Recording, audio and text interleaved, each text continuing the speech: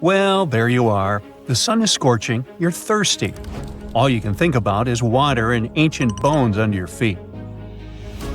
You're wandering through the Sahara, the largest hot desert on Earth. Right now, you're crossing a stretch of sand called Whale Valley. And all over these 75 square miles of land, fossils cover the ground so thickly that you can't help but step on them. Paleontologist Hesham Salam says it's an unusual picture in this place. The bones are poking right out of the cliffs, as if they're calling to you to come check them out. You can spot ribs scattered all over the place. Look at these vertebrae. They're giant. Ooh, the creature they once belonged to must have been up to 65 feet long. The fossils show that the animal had a streamlined body like today's whale, but still had features like hind legs and feet. For scientists, it means a very exciting thing. They might have discovered a fully intact skeleton of a prehistoric whale. It was an animal that lived in this area when Egypt was underwater. You see, today, the Valley of the Whales is the world's largest ancient whale graveyard. You're likely wondering what marine animals are doing in a desert more than 100 miles away from the nearest coast. Well, millions of years ago, this desert was at the bottom of a massive ocean called the Tethys, which stretched from Europe to India. When sea levels dropped, the ocean left behind a seabed covered with fossils. And today, the fossils of some of the earliest known whales rest here, which gives researchers a peek into how today's massive ocean whales may have evolved. The fossils here are super detailed, even with some stomach contents still intact. Uh-oh. Scientists have also found fossils of ancient sharks, crocodiles, and turtles, helping to recreate what this marine world looked like millions of years ago. Now, the first whale bones were discovered in 1902, but it wasn't until the 1980s that people really started to explore the area, only when access to this area became better. Sadly, some fossils had been taken away by collectors before the site turned into a protected area. Most of the fossils are just under the surface, slowly revealed by erosion. Whale Valley gives us an amazing glimpse into millions of years of ancient coastal marine life. But let's move further. Ancient whale fossils aren't the only discovery you're going to make today. For over 150 years, scientists have been puzzled by a strange creature that lived millions of years ago. But now, thanks to some amazing fossils found in Morocco, they've finally figured it out. Look at them. These creatures are called blah blah blah. Nah, I'm kidding. Stylophorans. They look like flattened armor with a long arm sticking out. Researchers discovered these creatures in 2014 and were shocked. The fossils dated back around 478 million years. They found around 450 specimens, and to their surprise, some even had soft tissues preserved, which is super rare. Before this, they only knew stylophorans from their hard parts. Originally, scientists thought these creatures were good old echinoderms, animals like sea urchins and starfish.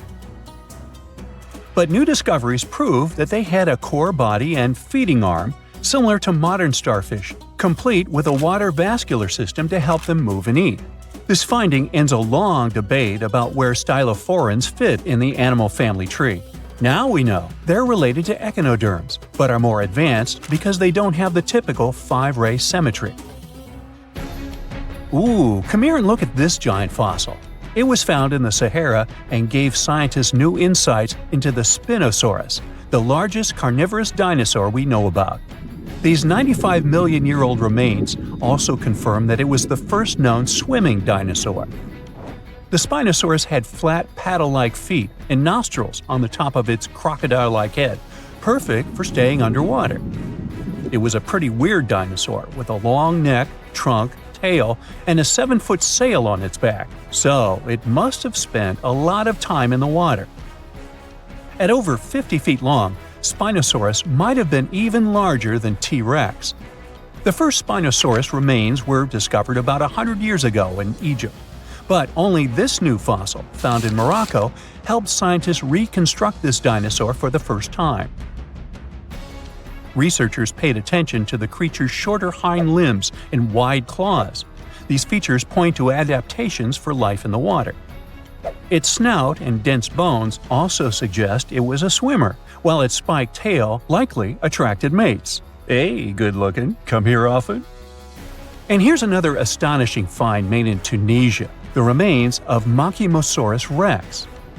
Now, so far it's believed to be the biggest crocodile ever. This ancient croc was about 32 feet long and weighed around 66,000 pounds. It was a top predator around 130 million years ago, and its skull was over 5 feet long. Now, this discovery is a big deal because it shows that these crocs stuck around longer than we thought. Before this, scientists believed that they disappeared during a minor extinction event between the Jurassic and Cretaceous periods. Now, let's go back to the fact that the Sahara was once underwater, and some of the largest sea creatures ever lived there. A study published in the Bulletin of the American Museum of Natural History speaks about an ancient body of water called the trans-Saharan seaway. It existed between 150 million years ago, covering parts of Western Africa. Scientists spent 2 decades trying to recreate this prehistoric underwater world. They found it was warm and shallow, home to some pretty terrifying creatures, including 5-foot-long catfish and 40-foot-long sea snakes. Yikes! The seaway was cut off from larger oceans for long stretches, which may have helped these predators grow larger because resources were always available. It's a classic case of evolution at work, leading to what scientists call gigantism in isolated environments. But all that water didn't just disappear with no trace. Under the sands of the Sahara, scientists have discovered a massive ancient lake, which they're calling a megalake. Makes sense? This lake formed around 250,000 years ago when the Nile River flooded the eastern Sahara. At its biggest, this lake covered over 42,000 square miles. It's about half as big as Kansas.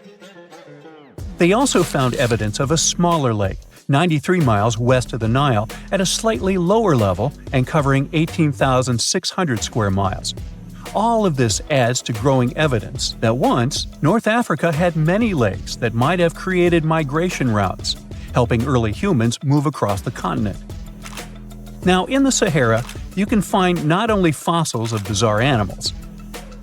In May 2020, some weird rocks with greenish crystals were discovered in a sandy region in southern Algeria's Sahara Desert. When scientists checked them out, they found out these rocks weren't from Earth. They were actually pieces of a meteorite called Erg-Chek 002. This meteorite is super old, like the oldest volcanic rock ever found. It melted ages ago in the fiery heart of an ancient protoplanet that no longer exists. Researchers had recently published a study in Nature Communications, revealing that they have analyzed lead and uranium isotopes in Erg-Chek 002 and found out it's more than 4.5 billion years old. Another cool discovery made in the Sahara is quite unexpected. A few years ago, scientists found what they think are the world's oldest colors, and they're bright pink. These pigments were uncovered from rocks that are around 1.1 billion years old in the Sahara Desert. The colors came from microscopic organisms, as animals didn't exist back then. The discovery was made by a PhD student who crushed the ancient rocks and analyzed the pigments. These pink pigments are actually ancient chlorophyll from photosynthetic organisms that lived in an ocean that's long gone. Researchers are now sure that this finding could help explain why larger, complex creatures showed up much later in Earth's history. Before these colors were discovered, scientists didn't know what was missing in the food chain that delayed the evolution of larger animals. Now they understand that tiny cyanobacteria were at the bottom of that chain. Apparently, this discovery is not just about finding some old pink stuff. Scientists believe it's a breakthrough in understanding the history of life on Earth. You're wandering across the Sahara Desert, and all you can see around is endless sand. And then, all of a sudden, you spot this mark in the sand. The wisest thing to do is run away from that spot as fast as you can. Because if you squint and focus really well, you'll realize that you're looking at a Saharan horned viper hiding in the sand, waiting for its next meal. Paradoxically, the bite of the snake has never led to human fatalities. But then, why should you run away? Well, let's find out. The Saharan horned viper is one of the desert's most famous snakes and a pro at hiding in plain sight. The Cerastes cerastes, which is this snake's scientific name, is one of the most well-camouflaged creatures in the entire animal kingdom. It can measure between 12 and 24 inches in length on average, but the biggest specimens can stretch up to a whopping 33 inches, nearly 3 feet. And while that might not seem too long, trust me, you wouldn't want one to sneak up on you. Interestingly, the females of this species are larger than the males, which is rare in snakes and gives the females an even more intimidating presence. But the truly unique thing about this viper is, of course, those creepy horns, one above each eye. They give the reptile a dragon-like look, setting it apart from most other desert vipers.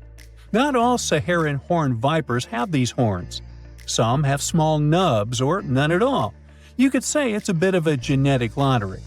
Still, these horns add to the viper's threatening vibe and make it look even more fearsome. But it's not just their horns or size that makes them fascinating. Males and females look different beyond just their size. Males have noticeably larger heads and eyes than females. And compared to their relative, Saharan horned vipers have bigger heads and are more likely to sport these spooky horns. Now, let's talk about what makes the Saharan horned viper a true master of survival: its uncanny ability to blend into the sands. This viper's coloration matches the Sahara's various shades: yellow, pale gray, pinkish, reddish, or light brown. It has an intricate pattern along its back, with dark, semi-rectangular patches that sometimes fuse into crossbars. At the same time, the underbelly is white, and the tail often has a black tip. And it's another trick: some animals can mistake this feature for a scorpion stinger. This camouflage is the viper's main line of defense and its tool for hunting. The reptile doesn't just slither around in plain view. Instead, it buries itself in the sand. The viper can wiggle its body under the soft desert sand, leaving only its eyes and nostrils visible. Imagine a creature so skilled at hiding that it can lay completely flat and practically disappear, waiting for hours until an unsuspecting mouse or lizard or human wanders by. During the day, the viper also takes shelter under rocks and in burrows left by other animals. Sometimes it even simply hides in the shade of bushes. For a creature that looks so fierce, the Saharan horned viper is surprisingly even-tempered. It won't waste its venom on a threat it can avoid, preferring instead to lie still or try to hide. But when it feels truly threatened, the snake gives a truly dramatic warning. It rubs its coils together, producing a distinctive hissing and crackling sound that lets you know it's ready to strike. And if you ignore that warning, well, this viper's bite is loaded with toxic venom that can be quite dangerous. That's why handling such snakes can be a fatal mistake, as two unlucky handlers in Europe once discovered. Both men were bitten by captive Saharan horned vipers, and the bites caused extreme swelling, blood clotting issues, and even kidney failure. The venom in these bites has special compounds that mess with blood clotting, attack kidneys, and can cause serious internal bleeding. The best treatment for these bites is specific antivenom, but it's clear that the bite of a Saharan horned viper is nothing to take lightly. Now here's another astonishing fact about this reptile. When it does move, the Saharan horned viper doesn't slither in the usual way. Instead, it uses a unique style called sidewinding. Picture the animal lifting a loop of its body, moving that loop forward, and then pulling the rest along behind.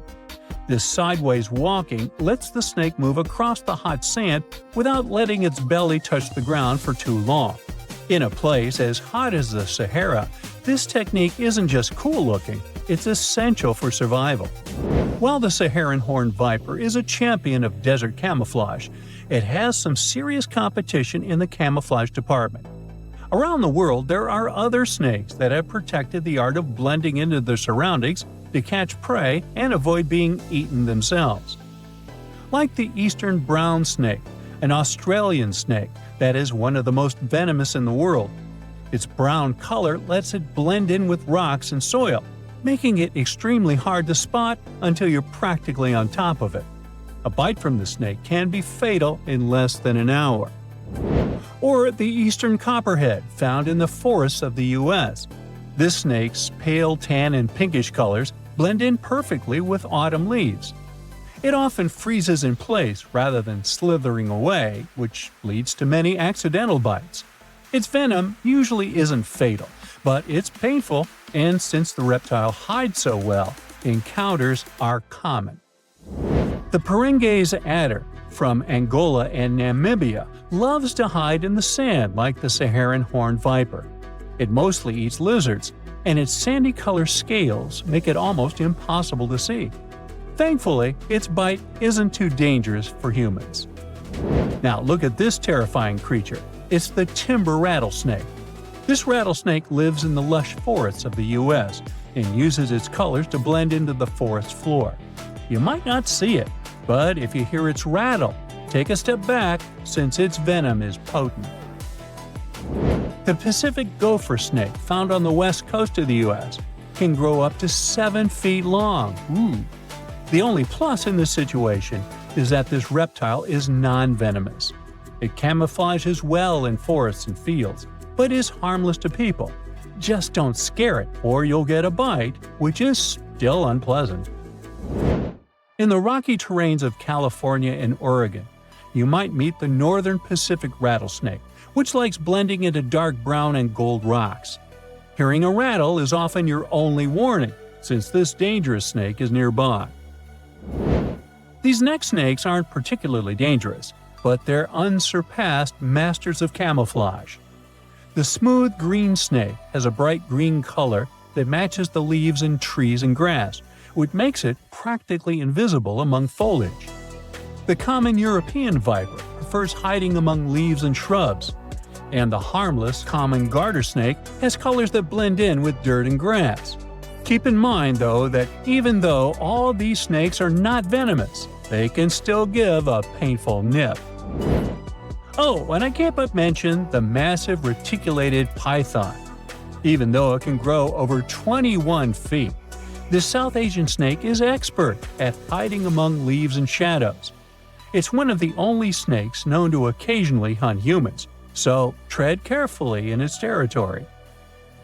Now, in the wild, snakes like the Saharan horned viper rely on camouflage to hunt and avoid being hunted. They might be blending into leaves, sand, or rocks, but in any case, these snakes have evolved to stay hidden from predators and prey alike. The desert viper buries itself to stay cool and catch food, while forest snakes blend in to hunt in silence or avoid curious humans. For them all, staying hidden isn't just a matter of survival, it's a huge advantage. So, next time you're out in nature, remember that you might be walking right past a hidden hunter, watching you from the shadows with a quiet, horrifying patience. Have fun out there. You're walking along a hot desert under the scorching sun.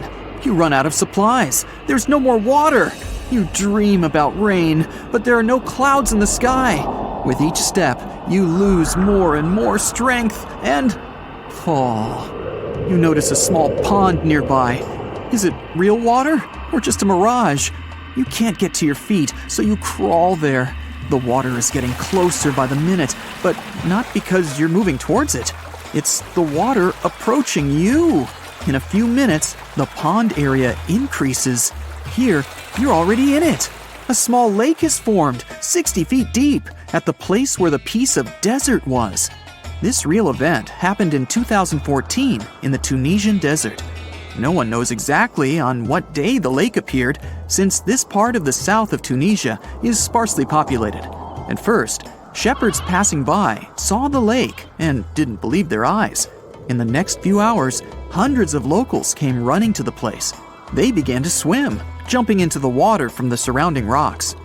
But a few days later, something strange happened to the lake. In the beginning, it was a crystal clear turquoise blue color, but then it turned dark green. People didn't attach any importance to this and continued to swim. They shouldn't have done that. The scientists and geologists arrived and immediately announced that it wasn't safe to swim in the lake.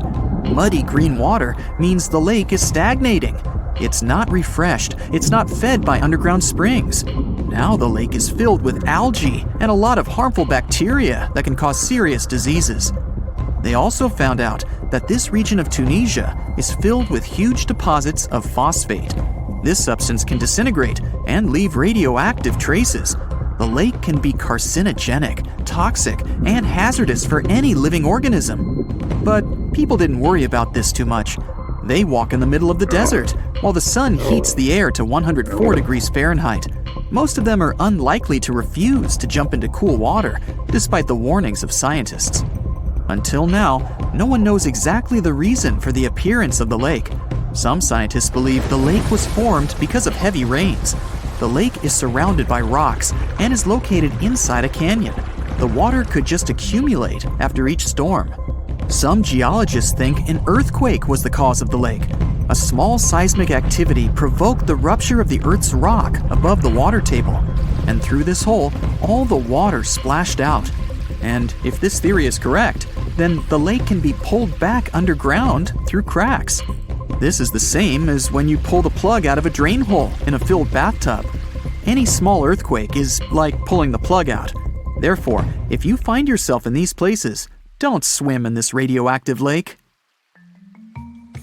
We're going to the Caribbean Islands region. Among the clear blue sea, you can find a unique lake. It's located on one of the paradisiacal islands. You may not even notice the lake right away. The entire territory may seem like a huge concrete platform, but the main thing is not to step on its surface. Pitch Lake is a lake filled not with water, but with liquid asphalt. This is the largest asphalt deposit in the world. Steam is coming from all over the lake as it's hot. The depth of this lake is 250 feet. An entire passenger Boeing could fit there in an upright position. The lake is not fully studied, but scientists believe there's a deep fault in the Earth's crust under it. A huge amount of oil seeps through it. It passes through various chemical compounds and turns it into the asphalt. According to rough estimates, there are about 10 million tons of hot material inside this place. Theoretically, no life can exist in such conditions, but scientists have discovered a colony of microbes. Somehow, these creatures have learned to survive here. This also suggests that life outside of our planet may exist. The largest moon of Saturn, Titan, has many hydrocarbon lakes on the surface. And if the simplest forms of life appeared among 1 million tons of molten asphalt here on Earth, then nothing prevents them from appearing on Titan. We're going to Indonesia, to the island of Java. You need to climb a large volcano to see the next phenomenon. The volcano is overgrown with grass and trees, but it doesn't seem to be sleeping. Smoke is pouring out of its mouth. You climb to the top and see a clear lake instead of boiling magma. The blue sky is reflected in its bright turquoise surface. But don't try to jump there. This lake is filled with acid. The magma inside volcanoes comes from the deep bowels of the Earth's crust. The incandescent liquid consists of many molten metals and chemical compounds, and the lake is filled with particles of these metals. In addition, the volcano emits sulfur dioxide gases. When they combine with metals, they form a beautiful turquoise color. You'd better come back here at night. In some places, a lot of sulfur is concentrated. These accumulations come out of the lake and come into contact with the air. When this happens, everything around bursts into bright blue flame. It's safe to observe this from the side, but don't get too close. Nearby, on this island, there's another acid lake. It also releases sulfurous gases into the air, which are easily ignited when in contact with oxygen. And when this happens, the gases burst into a bright blue electric flame. It's difficult to see the flames during the day. At night, you can see these flashes from afar. Our next location is Australia. You start the drone high above the forest area. Among the green, dense forests, you can see a bright pink spot. It's our lake. This time, the beautiful pink color may not stop you from swimming. You can relax here and take beautiful photos. The lake attracts thousands of tourists, but scientists have only recently been able to find out the reason for the unusual color. At the bottom of this salty lake in Melbourne, special algae grow and secrete a red pigment. In combination with sunlight, high temperatures, and a small amount of precipitation, it turns the lake pink. By the way, Australia is not the only place with such a phenomenon. There are lakes with a pink tinge of water all over the world. You can find them in Senegal, Bolivia, Kenya, and many other countries. The water of these places is also salty and contains the red pigment of unusual algae. We leave the hot beaches and fly to cold Canada. Here, we see a frozen Lake Abraham. We step on the ice and notice huge frozen bubbles inside. They resemble jellyfish, and there are thousands of them there. This is methane. It's a highly flammable substance. The grass, leaves, pieces of trees, and any organic substances that fall into the lake become food for a lot of bacteria that emit methane. Upon contact with frozen water, methane turns into tens of thousands of frozen balls. When the ice melts, the bubbles burst and sizzle. This phenomenon can also be observed on some shores of the Arctic Ocean. There, the size of the bubbles can reach several times more than balloons. It's a beautiful sight, but it's not safe, since methane ignites when it contacts with air. We're in the coldest place of our journey. It's Antarctica, near the driest desert on Earth. A dry place doesn't mean it has to be hot. It's an area with minimum precipitation. The desert isn't sand and cacti, but a place where almost no living life inhabits. Some areas of Antarctica meet these two criteria.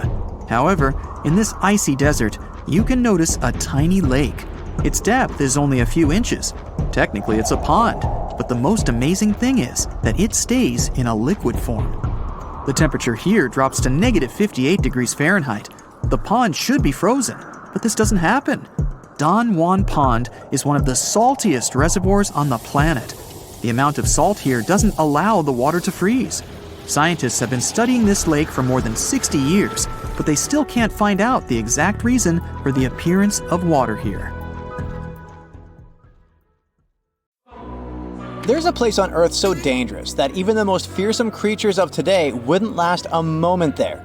It used to exist in what we now call southeastern Morocco, the land called the Kem Beds. The story of this place stretches back to the Cretaceous period, about 100 million years ago. It might have looked like a beautiful place at first sight, a lush green forest, rivers glittering in the sun, until you meet some terrifying dinosaur. The lions or sharks of today are nothing compared to what the fossils show us. The Kem Beds were dominated by terrifying predators, and above them all, 3 of the largest predatory dinosaurs ever discovered. For example, Spinosaurus. This dinosaur was unlike anything you can imagine, a half reptile, half monster standing over 50 feet tall, bigger than a T-Rex. This hybrid with a crocodile-like snout and a sail on its back hunted the forests. But this dino could dive into the rivers, so not even waters were safe from it. It could catch huge fish, as if plucking them from the shallows.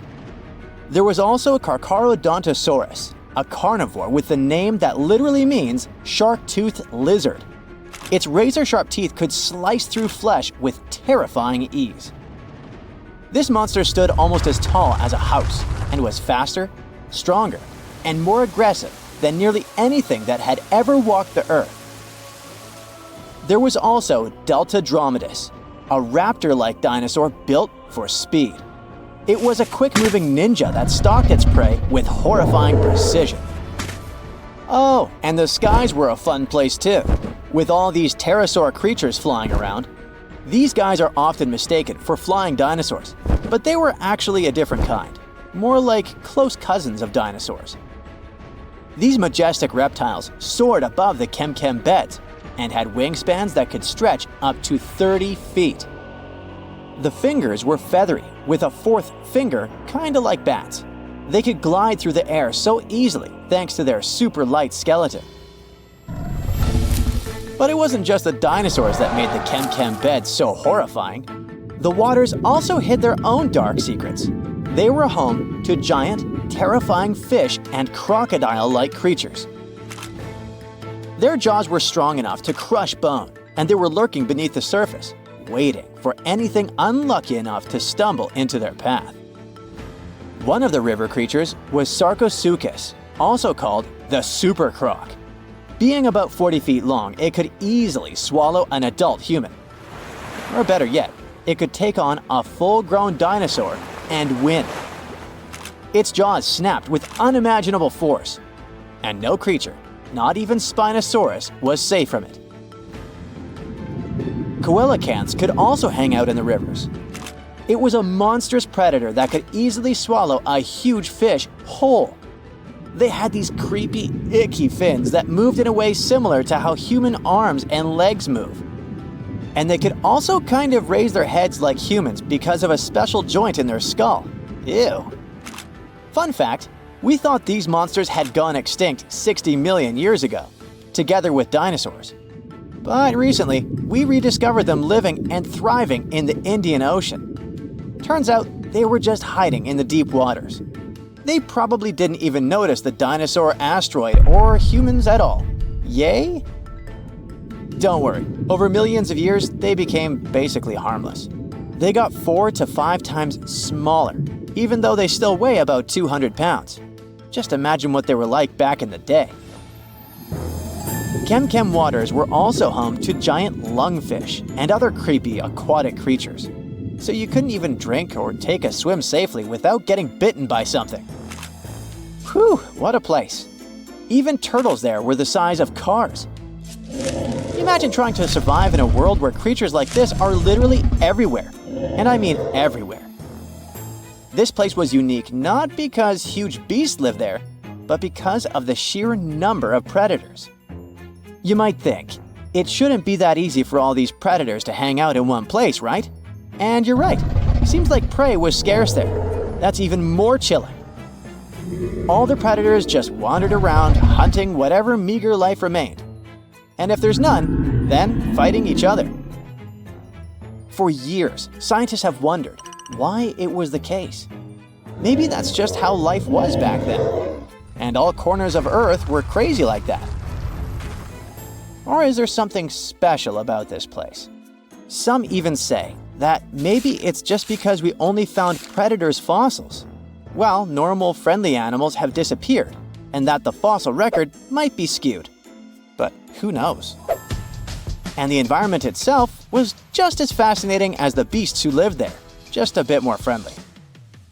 It's hard to imagine, but back in the day, this desert was a green paradise, humid and full of rivers.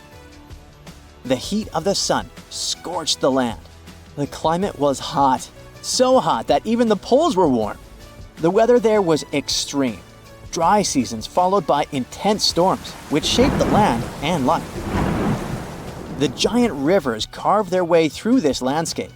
They stretched from the Sahara, emptying into the ancient Tethys Ocean to the north. If you were there, you'd see vast, interconnected basins, and beyond them, the central Atlantic Ocean. The floodplain stretched out beneath a sweltering sky. The rivers were just as wild as local animals, flowing lazily one day, but raging like furious beasts the next. At first, these rivers were powerful, carving deep channels through the land and creating wide sandbanks. But over time, they slowed down, and the landscape changed into shallow ponds and salt-covered flats. As water gradually faded away, it left behind a patchwork of wetlands and slow-moving waters. Right now, the Kem Beds is a vast, rugged desert where time has stood still for millions of years. If you visited it, you'd see a giant escarpment, its rocky face winding along the border of Morocco and Algeria, bathed in the sun's harsh light. Beneath your feet would lie layers of fossilized history. That's one of the reasons why scientists were long fascinated with this place. It must be one of the most comprehensive collections of fossils ever discovered in northern Africa. There are fossils from other parts of Africa, of course, like Egypt's Bahariya Formation. But they don't tell us much about life during this time, not like Kem. That's all because those rivers we mentioned in hotter and drier places, they've eroded or still remain buried under the sand. The first discoveries from Kemkem began in the late 1940s. A scientist named Schubert uncovered bony fish fossils among the escarpment near the Morocco-Algeria border. Just a few years later, a paleontologist, René Lavoca, took things to the next level. Traveling by camelback, he scoured the desert landscape and uncovered a real treasure trove of fossils. He found the partial skeleton of a massive herbivore dinosaur. Finally, at least one peaceful creature in the Kemkem beds. This long-necked giant roamed the ancient river valleys and ate leaves like a good boy. For the next several decades, scientists only did small-scale fossil hunting expeditions to this place. There were modest discoveries made here and there. Then, in the 1970s, German paleontologist Helmut Alberti led his team to the Kemkem beds, and that's when things took a wild turn. They uncovered fossils of prehistoric fish, crocodiles, dinosaurs, and pieces of the infamous Spinosaurus. Imagine being one of the scientists on that team. They were probably jumping from excitement. By the mid-1990s, the fossil game changed dramatically. Incredible new species were identified from the Kemkem beds. Over the years, the discovery pace has only accelerated. Paleontologists, armed with new tools and techniques, have uncovered more fossils than ever before, and there's only more to come. In July 1990, 4 Czech guys decided to go on an adventure to find the Mongolian death worm, a creature that might have inspired the monster you've seen in the movie Doom. They say it lives somewhere deep in the Gobi Desert, so they flew to Mongolia, hopped into an ATV, and hired some local guides to help them. All that to meet a creature that is up to 6 feet long, can spit acid that could melt anything, and is capable of shooting electricity at those it doesn't like. Legend says that these friendly guys spend most of their days hiding underneath the sandy dunes, but they like to come out during the wetter months of June and July. So the timing for a spotting was simply perfect. But the crew needed to figure out how to lure the creature. Sadly for them, no one knew what the giant worm liked to eat. So they built a thumper, which is a machine that made rhythmic pounding noises. They were hoping it would call the worm out of the ground. For 2 months, they searched the vast desert, crossing dunes and rocky plains, looking for any sign of the creature. But alas, it didn't really work out. Ivan McCurley, who was the leader of the 1990 expedition, came back to Gobi Desert again. He once tried to attract the megaworm with blasts, and the second time he used a small airplane to scout the dunes. Over the years, groups from America, Britain, and New Zealand organized big expeditions to the Gobi Desert to try and find the creature. Many others came from all around the world on their own and found nothing. The people in the West first found out about the megaworm of the Gobi Desert thanks to an American paleontologist, Roy Chapman Andrews. This brave man was probably the inspiration for Indiana Jones. In 1926, he wrote about the creature in his book. At a meeting with Mongolian leaders, Andrews heard detailed descriptions of the creature, even though none of them had ever seen it themselves. One of them described it as looking like a sausage, about 2 feet long, with no head or legs. According to him, the worm was so venomous that just touching it could instantly take your life, and it lived in the loneliest parts of the Gobi Desert. Andrews didn't think the creature was real, but he shared these stories again in another book. In May 2005, 4 friends from Great Britain who search for monsters professionally decided to try their luck. They made drawings of the worm and hired local people to hand out flyers all over the Gobi Desert. These flyers offered a reward to anyone who could give information about the worm or even bring them a specimen. They thought loud sounds that other explorers tried would scare the beast away. Some told them it likes damp conditions, so they came up with a plan to block streams of water to create wet areas that would lure the worm out. Their plan didn't work because it was too hard to build dams in the desert. They ended up using small traps, but didn't find any actual proof that the worm existed. But they did meet locals who shared interesting stories about strange creatures they had seen over 70 years. Over the years, stories of the monster spread around the world. In some of them, it's only 1 foot long, In others, it's as large as a human. It's white-gray or scaly and brown, or maybe fleshy and bright red. Someone said it resembled a snake, or maybe a caterpillar, or maybe it has wings and can fly. And some believe it could be a supernatural evil being without a body. Maybe the stories are so different, and the search operations are so fruitless, because the creature doesn't even exist. Or it could be one of many cryptids. Those creatures like Bigfoot, Yeti, the Loch Ness Monster, their existence has yet to be proven. In 1983, one scientist who was visiting the region heard that an old man had managed to catch the mysterious worm. He also learned there was a nest nearby. The scientist bravely approached the hole in the sand and put his hand inside. A giant creature dragged him in, and he was never seen again. Just kidding. He actually found a Tartar sand boa inside. It's a chunky, burrowing, non-venomous snake that has small eyes and gray-brown scales. He showed it to the locals to verify if it was the monster, and supposedly all of them said yes. Most Mongolians who know about the worm still believe it's real. Now, even though people call our supposed monster a worm, it's just what it sounds like in the English translation. Many Mongol cultures have used this word for centuries to refer to any animals they thought to be really dangerous, especially snakes, even non-venomous ones. So, it doesn't have to be a literal worm after all. Worms are soft and squishy, but a creature living in the harsh Gobi Desert would need to be tougher, more like a snake or a type of lizard without legs. Neither of these creatures can shoot electricity or spit acid like they say the death worm does. But some snakes, like cobras, can spit venom that's dangerous for people. If it were real, the creature would have a backbone, and explorers searching for it would likely find some bones or evidence left behind. And there are actually fossil remains all over the Gobi Desert. Scientists found representatives of over 80 dino groups here over the last almost 100 years. It all started with the world's first dinosaur egg nests. This discovery changed all the scientists knew about dinos. It was the first proof they laid eggs.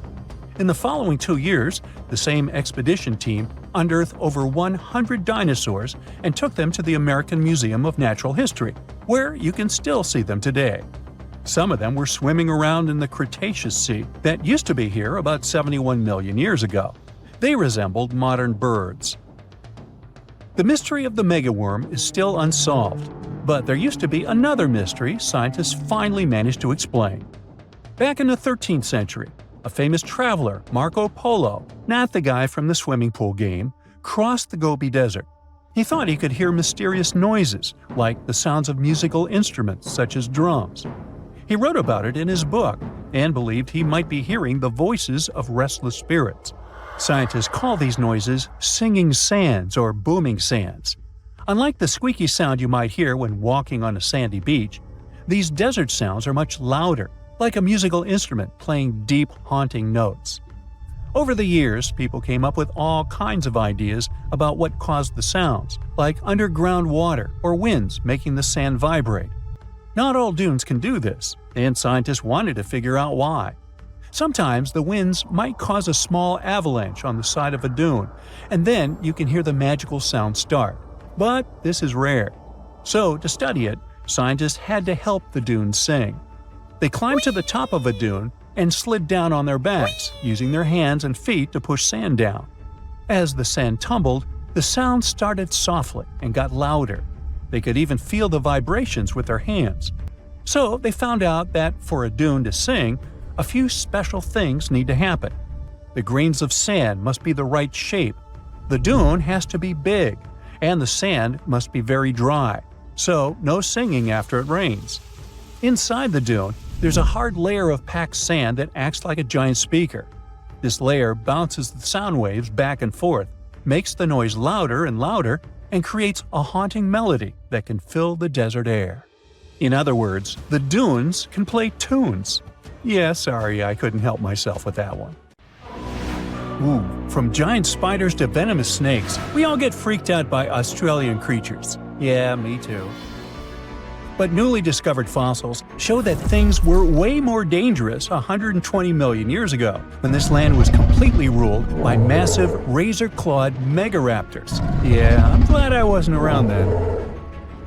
These dinosaurs were about 26 feet long and walked on two legs, just like the famous T-Rex.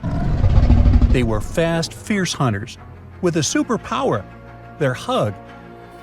Yep, their massive, muscular forearms had huge curved claws, perfect for grabbing and holding onto prey. Uh-oh. They would wrap their arms around their poor victims, just like a hug, and trap them with no chance of escape. And even though their teeth were quite small, they were still sharp enough to rip through flesh. The first time we heard about megaraptors was in the late 90s, when a paleontologist discovered their fossils in the region of Patagonia, Argentina. Since then, no one has ever found a complete skeleton, only fragments. But probably the most important one yet was uncovered in Australia at the beginning of this year. Researchers were exploring Victoria's stunning coastline when they stumbled upon megaraptor fossils. First, they spotted bones from its lower legs and a few vertebrae washed up on the beach.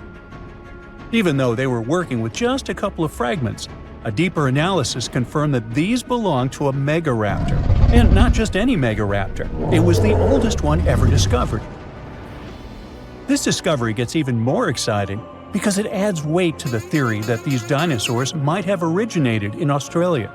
But we already knew that they roamed the land down under since early 2023, when researchers found the top of a megaraptor skull in the country.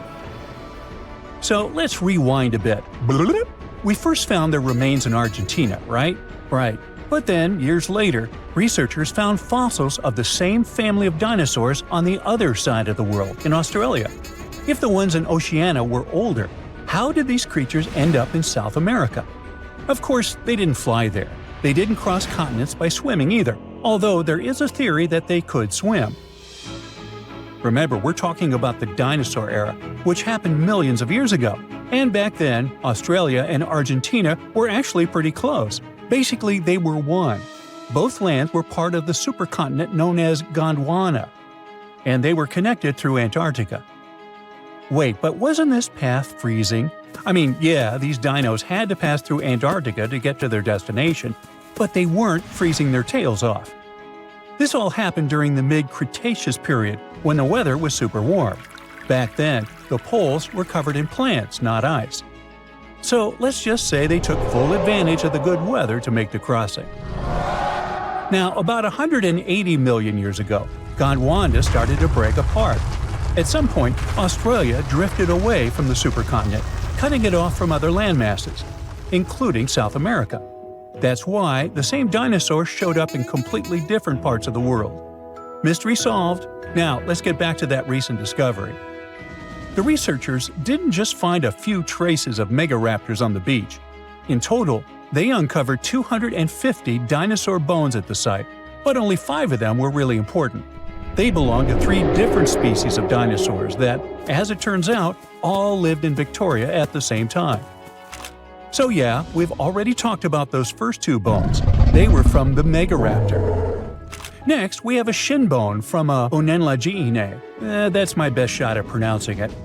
It's a dino also known as the southern raptor. This is a type of dromaeosaur with a long snout. And the last 2 shin bones of different sizes came from a Carcharodontosaurus, whose name means shark-toothed lizard. This one is a particularly big deal for 2 reasons. Number 1, it's the first evidence that this species lived in Australia. And number 2, it was small, and that is pretty surprising since we've always thought of this species as being massive.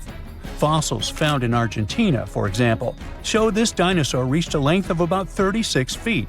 But the one in Australia was much smaller, measuring only around 6 to 10 feet long. And that's still plenty big.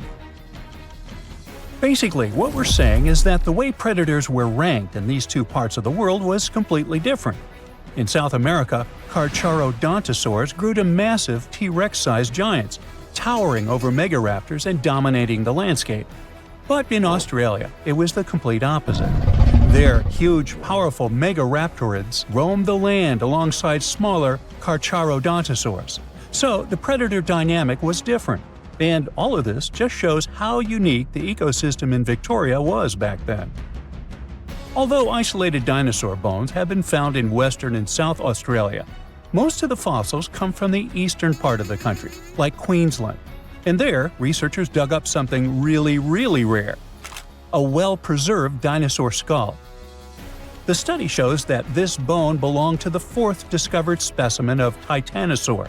This group includes those massive long-necked dinosaurs. They look like the Brachiosaurus, but some of them were even bigger, reaching 120 feet long. The skull, discovered in 2018, belongs to this guy, whose pronunciation is above my pay grade, and the research points out that it roamed the Earth around 98 million years ago. Thanks to this find, scientists were able to recreate for the very first time what its face might have looked like. Probably after checking out the illustration, they thought, hey, it looks a lot like its cousin. They were talking about another species of Titanosaur, this other unpronounceable guy. And guess where they used to live? Yep, in Argentina. So, this research also supports the theory that dinosaurs crossed between South America and Australia during the mid-Cretaceous period. Now, this wasn't the only secret buried in Queensland, though. In 2024, researchers working there discovered the fossilized remains of a new species of pterosaur, about 100 million years old. These creatures were the first vertebrates that could actually fly, existing alongside dinosaurs. They were massive, powerful predators, with wingspans of up to 36 feet. But these remains belong to a new species within the pterosaur group, which they have named Hakuna Matata, or something similar. Compared to their cousins, they were on the smaller side, with a wingspan of about 15 feet. Still, that's bigger than a snowy albatross, the largest flying bird we have today. This species of pterosaurs were terrifying beasts, flying over the ocean to hunt for prey. Once they spotted their victim, they'd snap open their 60-centimeter jaws, filled with sharp spike-like teeth, and, well, I guess there was no escaping that. The last incredible discovery we're talking about today also comes from Queensland. For over 20 years, students walked past a plain-looking rock at Biloela State High School completely unaware that it held 66 dinosaur footprints, and they date back about 200 million years. These prints were made by a group of these Latin-named guys. They were small dinosaurs with 3 toes on each foot, and it seems like they were all over Queensland around that early Jurassic period. The rock they found at the school worked like a snapshot, giving us a better idea of what these dinosaurs were like and how they behaved. After taking a closer look, researchers found that the footprints came from 47 individual dinosaurs. This group was probably walking along or maybe crossing a waterway when their footprints got marked in the white clay. And the study also discovered that they were likely moving at less than 4 miles per hour at the time. So we only discovered those marks in Australia. But fossils of the same species found in other countries showed that they had these long legs, a big chunky body, short arms, and this tiny head with a beak. But honestly, they don't sound as scary when you realize they only ate plants. Whew. Australia used to have its own giants. Those were huge animals that could have dwarfed anything living on this continent these days.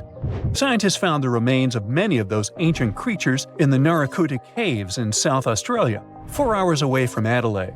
It's a lovely region, but it can be treacherous. Watch out for holes the ground is pocked with. Known as pitfall traps, many of them are no wider than a coffee table. They're deep and plunge into the darkest of caverns. One of such caverns is called Victoria Fossil Cave, and it's a treasury that's been hiding the bones of around 45,000 animals for centuries. Some of the oldest bones belong to creatures far more terrifying than any animal you can encounter today. Those were the ancient Australian megafauna, huge beasts that roamed the continent during the Pleistocene epoch. During those, there were giant snakes, huge flightless birds, wombat-like creatures the size of a rhinoceros, and many others.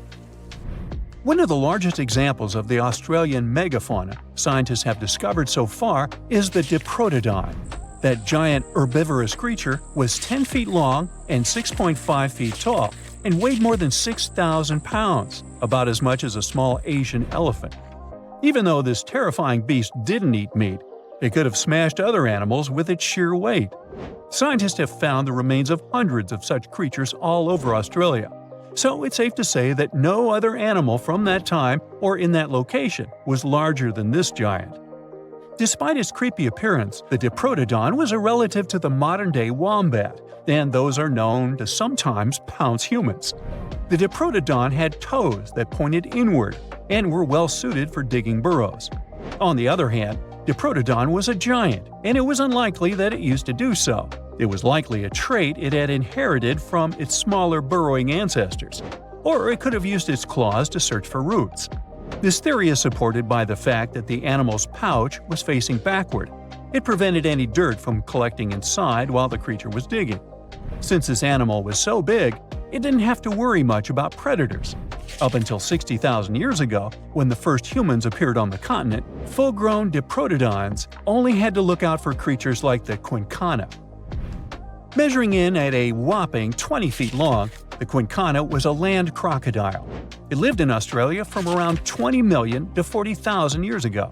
It disappeared along with most other mega creatures of the last ice age. It's thought to be the result of the first humans coming to the continent.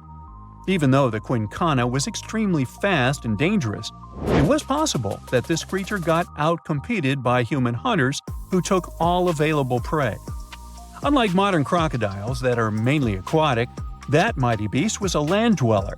Scientists figured it out by studying the quincana's legs. They were able to support and carry the body clear off the ground. It means there was no escape for ancient people once the quincana spotted them. Modern crocodiles can only push themselves along on their bellies. Such an adaptation allowed the quincana to chase its prey for long periods of time, exhausting it in the process. Another creepy feature of this ancient monster was its teeth. Aquatic crocs have conical teeth. Those are great for gripping and holding on to prey underwater. But quincana had knife-like teeth, ideal for slicing soft-bodied animals like, mammals. Another Australian monster, Thylacoleo, wasn't all that large, but it didn't make it any less terrifying. It was still among the top predators and the biggest carnivorous animals in Australia. This creature was a true oddity of nature, even by prehistoric standards. First, its teeth resembled not those of a regular predator, but those of a rodent. Its front incisors were enlarged, taking the place of canines. Premolars were also shaped like blades. They were used for cutting flesh and bone. At first, scientists thought that Thylacoleo used those teeth to eat nuts and fruits. But later, a study showed that the use of such teeth was better suited on necks and spines. The jaws of this ancient creature were immensely powerful. A 220-pound Thylacoleo had a bite force similar to that of a present-day 550-pound lion. It means that the animal could easily bring down prey much larger than itself. Then there was Thylacoleo's tail. It had strong muscles which provided the animal with the ability to use the tail as support when tackling large prey. The Thylacoleo had retractable claws, and this feature is very uncommon among marsupials. It allowed the animal to keep its razor-sharp hooks from getting blunt and could help it get a better grip on its prey. Scientists are quite sure that, like today's leopards, the Thylacoleo could climb trees and jump on other animals from above. It was done so fast and stealthily, they never knew what hit them. The creature's rear feet support this theory. The first toe there was reduced, but the foot had a rough pad like what modern-day possums have. It allowed them to have a better grip while climbing. Right after scientists found the first skull of the Meteorite, this animal was classified as a lizard. That's why its name translates to small groomer. But after they discovered more complete fossils, it turned out that the Meteorite was a giant turtle. But that's not all. It was one of the largest land turtles to ever have existed. The main reason researchers initially believed the creature to be a lizard was the fact that its skull was adorned with a series of spikes. It's something the modern-day horned lizard can boast. But even after discovering the true nature of the Meteorite, scientists still don't know how to properly catalog it. It might have been a creature that folded its neck under its spine, or it could have folded it to the side. Beside those defensive mechanisms on its head, the Meteorite was also equipped with a spiked tail, which was probably used to prevent predators from attacking the animal from behind. Most species of the Meteorite disappeared around 2,000 to 3,000 years ago because of humans who hunted them to extinction in both Australia and on the surrounding islands. It took around 2 centuries for these turtles to go extinct in that region of the globe. The megalania was a giant Australian lizard that existed at the end of the Pleistocene epoch. It looked like a Komodo dragon and the Australian monitor lizard, which are both believed to be Megalania's closest living relatives. Fossils tell us that the ancient animal was anywhere from 15 to 26 feet in length. Ow! The youngest fossil remains of this ancient Australian monitor lizard date back to about 50,000 years ago. The first indigenous settlers must have encountered Megalania, which led to the lizard's extinction. Originally, scientists thought that the Megalania was the only member of the genus Megalania, but these days it belongs to the genus Varanus, which means that the prehistoric creature is closely related to other Australian monitor lizards. Our next giant creature on our list was once dubbed an ostrich on steroids. I mean, look at it. It was the last of the thunderbirds to go extinct in Australia. The Genyornis lived on the continent at the same time as early humans. They might have coexisted for 15,000 years or so before the huge bird eventually disappeared. This theory has some proof. The bird's fossils found along with human artifacts. Some cave paintings also depict flightless birds similar to the Genyornis in size and shape. Although it wasn't the largest bird in Australia, the goose-like creature was still as tall as a grown-up man and weighed around 550 pounds. Even a modern-day ostrich can be dangerous if it feels threatened. Imagine meeting its giant prehistoric relative.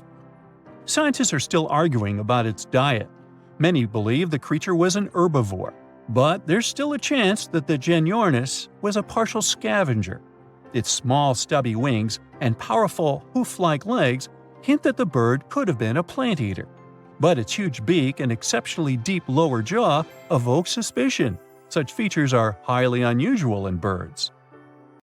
You decided to go scuba diving for the first time. The water is clear and the sun is shining on the seabed. You take a few selfies and the fish swimming by when suddenly the ocean goes pitch black. You look up and, oh my, what is that gigantic animal? It's definitely not a shark, not a whale. Is it a turtle? Yup, but fear not, it's not gonna hurt you. If you had lived on this same Earth about 72 million years ago, then maybe this could have really happened to you.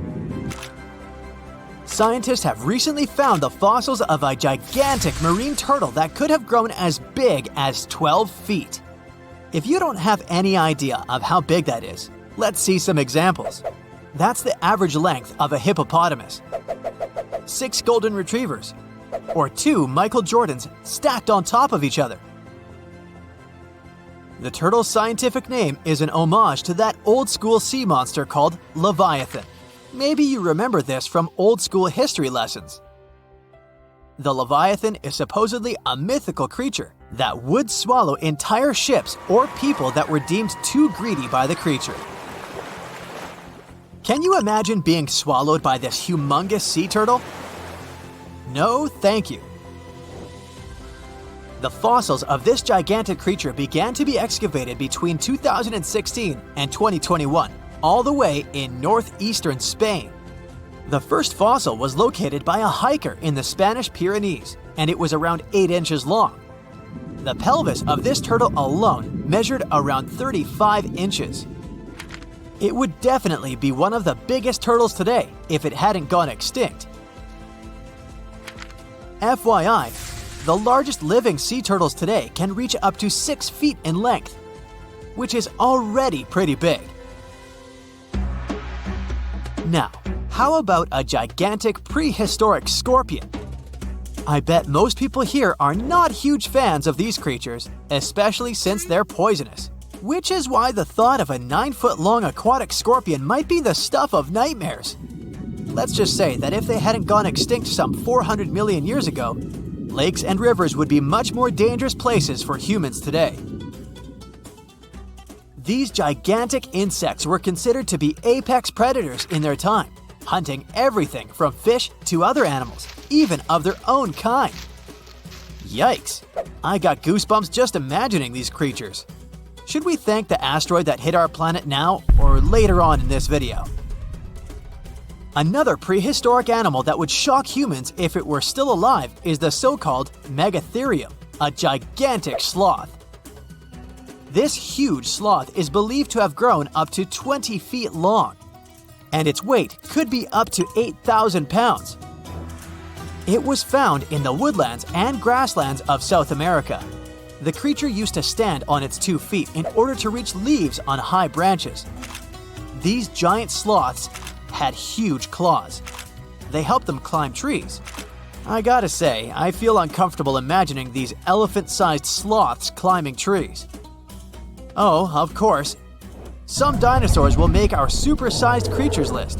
But before that, here's a fun fact. Did you know some dinosaurs are still alive today? Scientists have proven that birds are classified as theropod dinosaurs. Such infamous creatures as the T-Rex and Velociraptor belonged to this group. I'm sure you've heard these names even before you watched Jurassic Park. The Velociraptor is that scary dino that breaks into the kitchen. Well, they evolved, gained some feathers, and turned into various species of birds we know today. That means that any bird from chickens to those little blue ones is a direct descendant of dinosaurs.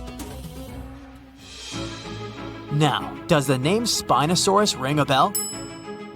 You can see this huge dinosaur in some museums today. Its fossils, I mean. The Spinosaurus was one of the biggest land predators to walk Earth. Actually, to walk its land and water, since scientists believe that this dino was semi-aquatic. It fed mostly on meat, which means humans would be its natural prey if it lived today. This meat-eating dino lived around 90 to 100 million years ago. It was about 60 feet long, 12 feet high, and weighed up to 22 tons. Its head was around the size of 8 bowling balls and was shaped like a crocodile's face. Basically, the Spinosaurus was a big African elephant with the face of a crocodile. Just kidding. But that would look funny though, wouldn't it? A much more attractive dino was this guy. It's considered to be the largest dinosaur that has ever lived on our planet. What made it so big was its extremely long neck and very long tail. You wouldn't want to stand behind this creature, believe me. If it decided to swish its tail, you'd get catapulted very far away. This creature lived around 100 million years ago, and its fossils were first found in Argentina around 2012. The dino measured 120 feet from head to tail, which made it almost as big as an American football field in width. And have I mentioned it weighed almost as much as a space shuttle? A staggering 75 tons. If it had been a carnivore, it would have probably been the greatest predator. But this big guy was a peaceful herbivore that had such a long neck that it could eat leaves from high trees. Cute, right?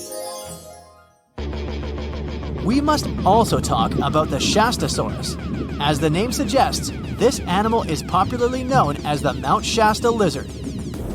Even though it was a marine reptile and probably never set foot on the mountain itself, this dino was usually around 23 feet long, but there was a specific strand of this species that could get as big as 69 feet long, about the size of the great blue whale. This made it the biggest marine reptile to have ever lived. A fun fact about the Shastasaurus is that scientists believe it didn't even have teeth, which means it could only feed on soft-bodied prey, such as squid, for example. The next animal on our list is the blue whale. Believe it or not, the biggest living animal on Earth actually started small.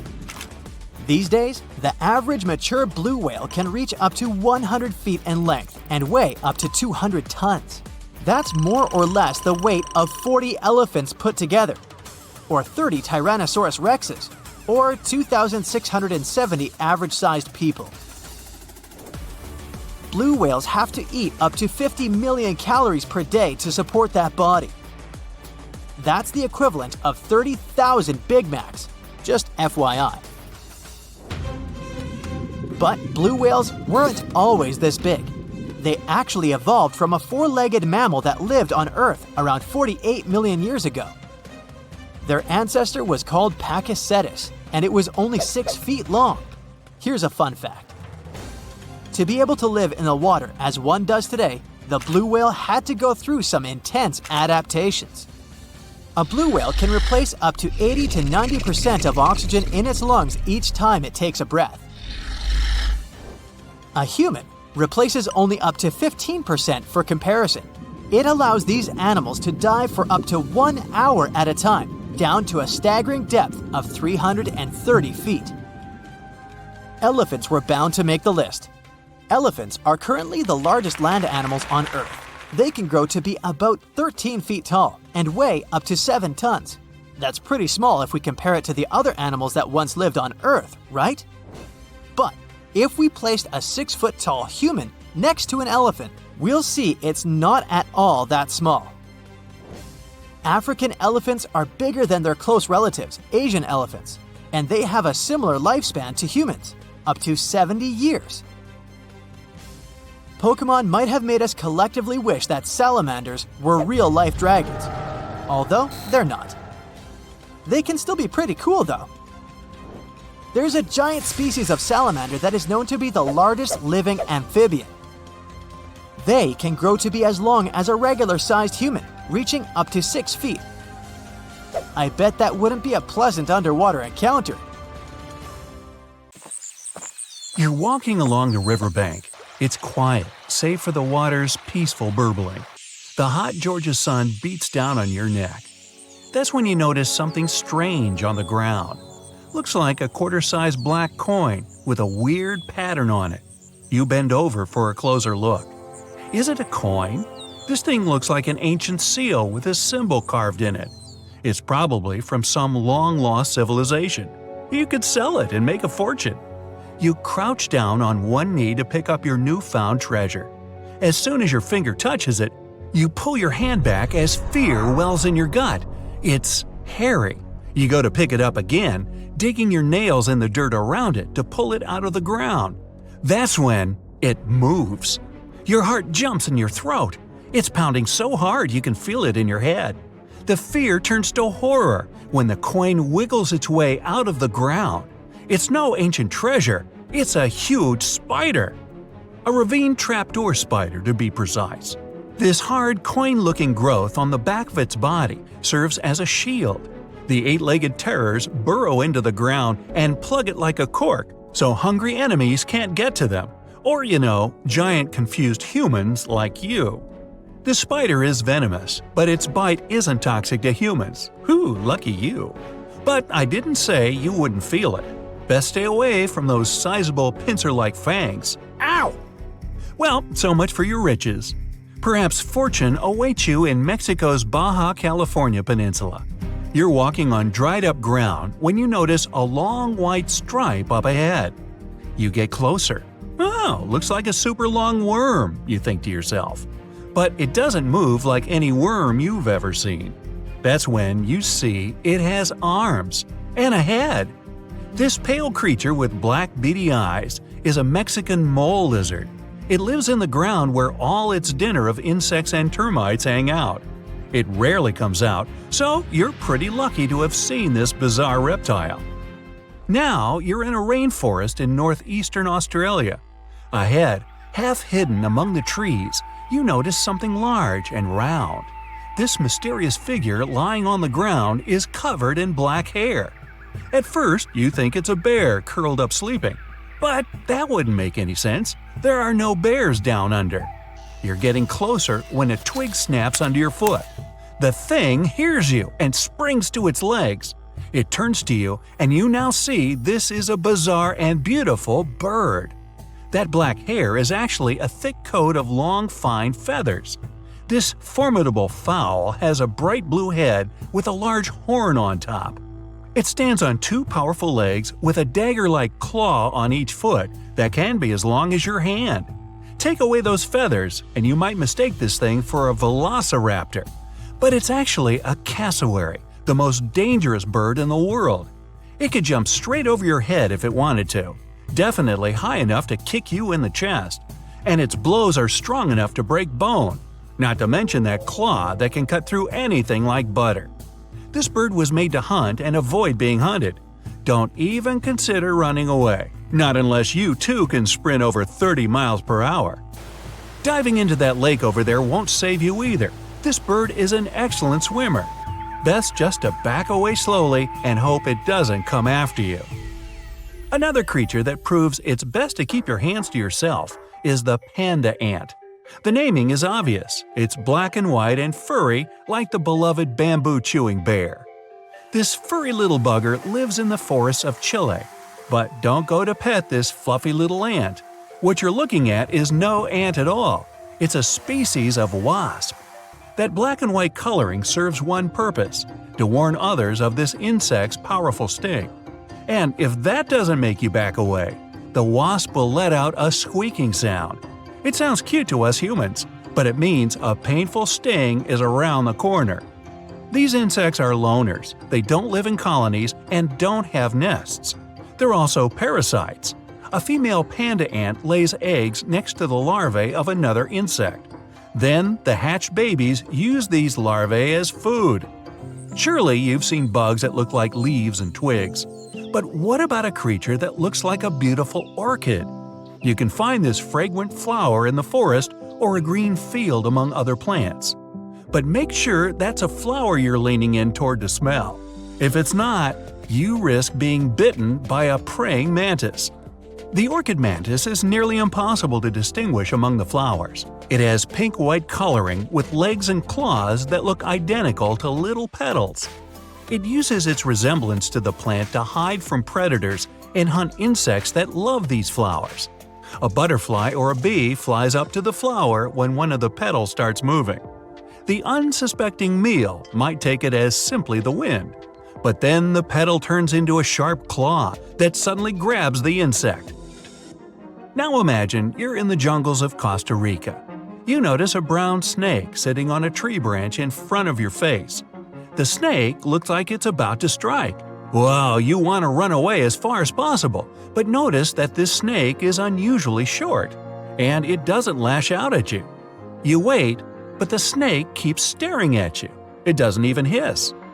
Lucky for you, it'll never bite because it's not a snake, but a caterpillar. The hawk moth caterpillar can change the shape of its body to look like a menacing serpent. This easily scares away any hungry foes. The coloring and pattern on the skin imitates a snake's scales and eyes. This insect also knows how to move like a reptile. A master of disguise, this one. Let's get out of the hot jungle and head to Central Europe. You're in the middle of a sunny green meadow. Colorful flowers bloom around, birds sing, and bees buzz by. Among the bees, some are not what they seem. You'd hardly be able to distinguish the imposters. But if you look really closely, you'll see the golden bee fly moving through the air. It looks like a bumblebee, but it's the buzzer's biggest enemy. The golden bee fly sneaks into bee nests and lays eggs there. Its larvae hatch and feed on the bees and flower nectar. The yellow and black coloring allows the intruder to go undetected the whole time. The camouflage also keeps enemies away. Nothing would touch this fly if it thinks it'll get a bumblebee sting. The next spot on your journey is the rainforest in southern Thailand. Now, be extra careful and watch your step. Not because the next animal is poisonous or bites, but because you might actually step on it. The leaves from the trees have fallen and turned a gray-brown hue. Among these leaves, it's tough to distinguish the Malaysian horned leaf frog. Its body shape, coloring, and especially those pointy growths coming out above its eyes, all allow this amphibian to hide perfectly among the fallen foliage. This frog can sit for hours in one place, waiting for its next meal to come close enough to… Now you're in a garden. You see a beautiful bright flower and a small bird hovering near it. The bird flaps its wings so quickly you can hardly see them. And that long needle-like beak, makes you immediately assume you're looking at a hummingbird. But as soon as you get closer, you realize this is not a bird, but an insect. Fortunately, the hummingbird hawk moth isn't venomous and doesn't sting. It's just a lovely little creature that decorates the garden with its presence. Many people even grow plants rich in nectar to attract these moths. Hey, that's an idea. Now, if Earth's history were a movie, we humans would only take up the last second of the end credits. Our planet has been around for about 4.6 billion years, but our human story began about 300,000 years ago, in Africa. Now our ancestors had some wild adventures in nature. They could have run into creatures so big they'd make today's elephants look like puppies. The woolly mammoth is a pretty famous animal, sure. His cousin, though, the Columbian mammoth, not so much. This giant used to roam places from Canada all the way down to Mexico. Unlike the furrier woolly mammoths, which hung out in colder places, these animals had shorter hair, resembling huge elephants. They also had incredibly large tusks, like 12 feet worth of spiraling, sturdy tusks. And they weren't just for show, they came in handy when facing predators. That includes our ancestors. If you think about sloths these days, you're picturing these adorably slow creatures. They couldn't possibly be in your list of most dangerous animals. Well, their grandparents might have. For starters, we call them ground sloths, and they vary a lot in size. Some were as big as rhinos, and others, like the Megatherium, were as colossal as elephants. Imagine seeing a 20-foot-long sloth which doesn't mind chewing on some meat every now and then, at least in theory. Ever heard of Bigfoot? Well, our next animal kind of looks like him, but is a distant cousin to orangutans. Meet Gigantopithecus, the largest primate to ever call our planet its home. Standing tall at 10 feet and weighing more than 600 pounds, these animals were amazing to look at in real life. Unlike Bigfoot, they weren't constantly hiding. In fact, it's believed they were peaceful and gentle creatures. Sadly, they faded away about 100,000 years ago, mainly because their food sources slowly became unavailable. Those lush, fruity forests they called home eventually turned into dry grasslands. Next on our list is the cave hyena. Weighing a chunky 250 pounds and standing 3 feet tall, these beasts were as long as a grown-up lying down. What's even more interesting about these creatures is that they loved hanging out in groups. A pack could be as big as 30 of these animals, which meant they could easily take on even the biggest, heaviest mastodons. Our ancient families would have needed to stay alert around these hungry specimens. Sadly for these hyenas, about 20,000 years ago, their numbers started going down. Soon enough, they completely disappeared from the planet. Quick pop quiz. What's called a tiger but isn't really one? It's the saber-toothed tiger. I mean, sure, they belong to the feline family, but they aren't technically tigers. First appearing around 42 million years ago, in July, I think. Many of their kind were gone before we even showed up. However, early Americans might have bumped into a couple of specimens from this group. If that really happened, it would have been quite the encounter. Think of the biggest wild lion today or the hefty Siberian tiger. These big cats also had some incredible features hidden in their fur. They were good at sneaking around, hiding, and pouncing on mammoths bigger than themselves. Their bite wasn't that strong, but they could open their jaws wide, like twice as much as a lion. And although their teeth were a bit on the weak side, they had buff forearms to pin down their dinner, giving those big fangs a purpose. Not the kind of kitty you'd want to play with. Dire wolves made their debut about 250,000 years ago. They were like the gray wolves we know today, but a lot stronger. While wolves these days stretch out to about 6 feet and tip the scales at 170 pounds max, dire wolves were about 5 feet and about 150 pounds. Found all over North and South America, they had admirable jaws, biting nearly a third harder than their modern counterparts. Also, their favorite snack was horses. But just like many other majestic beasts of the past, they faded away around 10,000 years ago. Now, names can be deceiving. Take the American lion, for example. It's not really a lion, it's more of a panther's big cousin. The other part of the name is correct though. They did live in America about 330,000 years ago. This feline was no lap cat either. They were at the top of the wildcat pyramid, weighing a colossal 772 pounds. That's like stacking 4 grown men on a scale. Even the mighty African lion would look a tad bit shy beside these beasts. With the muscle to take down a bison, you wouldn't want to accidentally interrupt their dinner. They parted ways with this planet around 11,000 years ago, right after the last ice age. Now down in Australia, about 50,000 years ago, I wasn't around then, there lurked a relative of the Komodo dragon, the Megalania. Experts love to have debates on how big it was. Some say it stretched out to 23 feet. Others think it was just about 11 feet long. Either way, they were basically mega-sized Komodo dragons with a dangerous bite. If you think bears are already big and fluffy now, let's introduce the short-faced bear. While this big creature stood on its hind legs, it towered at 14 feet. With long limbs, they could outrun today's bears, hitting speeds up to 40 miles per hour. These ultra bears sadly disappeared around 11,600 years ago. Now imagine a crocodile. Okay, imagine that same crocodile, only supersized, with sporty legs, doing its thing in Australia about 1.6 million years ago.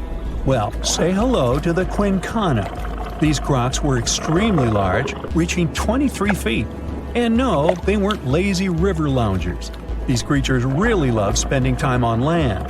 They evolved to have strong legs for their chases and razor-sharp teeth designed for slicing, not gripping. When did we stop sharing beaches with them? About 40,000 years ago. The name elephant bird might not sound familiar, but try to picture a bird that stood tall as high as a basketball hoop at 10 feet and weighed as much as a small car, 1,500 pounds. Their eggs were equally huge, like 150 chicken eggs bundled up into one. Now, as amazing as these birds sound, there's a lot we still don't know about them. They're hard to study, as most extinct animals are. Still, some recent studies have given us some clues.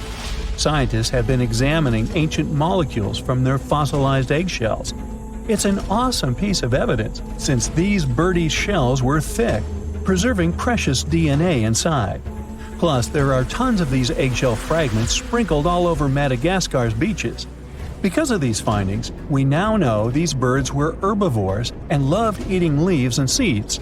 We also know the tiny kiwi bird is its closest living relative.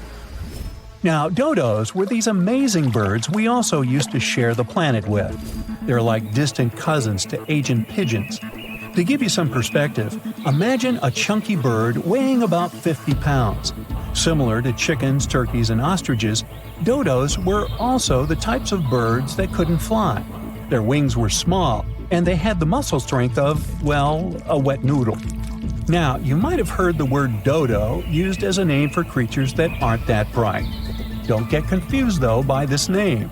These birds were, in fact, intelligent. Scientists were able to figure that out by studying their fossils. It turns out that they were good at smelling stuff, unlike most birds that are all about the visuals. These creatures aren't around for us to study anymore, but that might change. One evolutionary biologist is on a mission to fully understand these amazing ancient birds. On that note, she revealed that the dodo's DNA has been completely sequenced. There are even talks about potentially bringing dodos back to life. They would make a nice addition to the lovely beaches of Mauritius, the place they used to call home many, many years ago. Today, I'm going to tell you about creatures that had unique features which allowed them to grow to incredible sizes. They were some of the most impressive animals to have ever existed on our planet. The Argentinosaurus is a genus of sauropod dinosaurs that lived approximately 97 million years ago in what is now South America. Scientists think it was one of the largest land animals ever, with a length of up to 100 feet and a weight of up to 100 tons. A farmer stumbled upon a giant leg bone while tending his cattle. That's how he discovered the first fossils of the Argentinosaurus in Argentina in 1987. Further excavations uncovered more bones, revealing a massive dinosaur that would have dwarfed most other animals of its time. The Spinosaurus, meaning spine lizard, is a genus of theropod dinosaur that lived around 97 million years ago in what is now North Africa. It is believed to be one of the largest carnivorous dinosaurs to ever exist, with a length of up to 60 feet and a weight of up to 23 tons. The Spinosaurus is known for its distinctive elongated sail-like structure on its back. It was likely used for thermoregulation. It also had long crocodile-like jaws that were lined with sharp teeth. This allowed the creature to catch and eat large prey, such as fish, crocodiles, and other dinosaurs. The first fossils of the Spinosaurus were discovered in Egypt in 1912. The sperm whale, Physeter macrocephalus, is a species of toothed whale that is the largest toothed predator on Earth. It also has the largest brain of any animal species. It is found in oceans all over the world and can dive to depths of up to 7,000 feet in search of food. You can easily recognize sperm whales by their massive, block-shaped heads, which can measure up to 1/3 of their total body length. They have dark brown or grayish-blue skin and a distinctive wrinkled appearance. The Titanoboa is an extinct genus of a giant snake that lived approximately 58 million years ago. It is considered to be the largest known snake ever. It could grow up to 42 feet and weighed around 2,500 pounds. The first fossils of the Titanoboa were discovered in a coal mine in Colombia in 2004. This discovery meant a lot because it provided insights into the size and behavior of snakes during the Paleocene era, as well as the overall climate and ecosystem of the time. The blue whale, Balaenoptera musculus, is the largest animal on Earth, measuring up to 100 feet in length and weighing as much as 200 tons. These marine mammals are found in oceans all over the world and can live up to 90 years. Blue whales have a long, streamlined body that is usually blue-gray in color with mottled patterns. They have a small dorsal fin and 2 pectoral fins that are about 1/3 the length of their body. Blue whales feed on tiny shrimp-like creatures called krill, and they eat a lot. A single adult blue whale can eat up to 8,000 pounds of krill in a day. The Leadsichthus is an extinct genus of large, bony fish that lived during the Jurassic period, approximately 155 million years ago. It is believed to be one of the largest fish that have ever lived. Some estimates suggest that it could grow up to 55 feet in length. The first fossils of Leadsichthus were discovered in England in the 19th century, and more recent discoveries have been made in other parts of Europe, South America, and Africa. Despite its enormous size, the Leadsichthus was a filter feeder, similar to modern-day whale sharks, and likely fed on plankton and other small organisms. The creature did it by simply swimming with its enormous mouth open, filtering water through its gills. The pterodostro is an extinct species of flamingo-like birds that lived approximately 35 million years ago. They were relatively small birds with a wingspan of about 2-3 feet. And they were known for their distinctive long, narrow beaks equipped with comb-like structures used for filter feeding. The pterodostro lived in shallow bodies of water, like lakes and lagoons, and mostly fed on small crustaceans and other tiny organisms. The animal filtered them from the water using the comb-like structures on the inside of its beak while swimming through the water. The African elephant is the largest land animal on Earth and one of the most recognizable ones. There are 2 species of the African elephant, the savanna elephant, Loxodonta africana, and the forest elephant, Loxodonta cyclotis.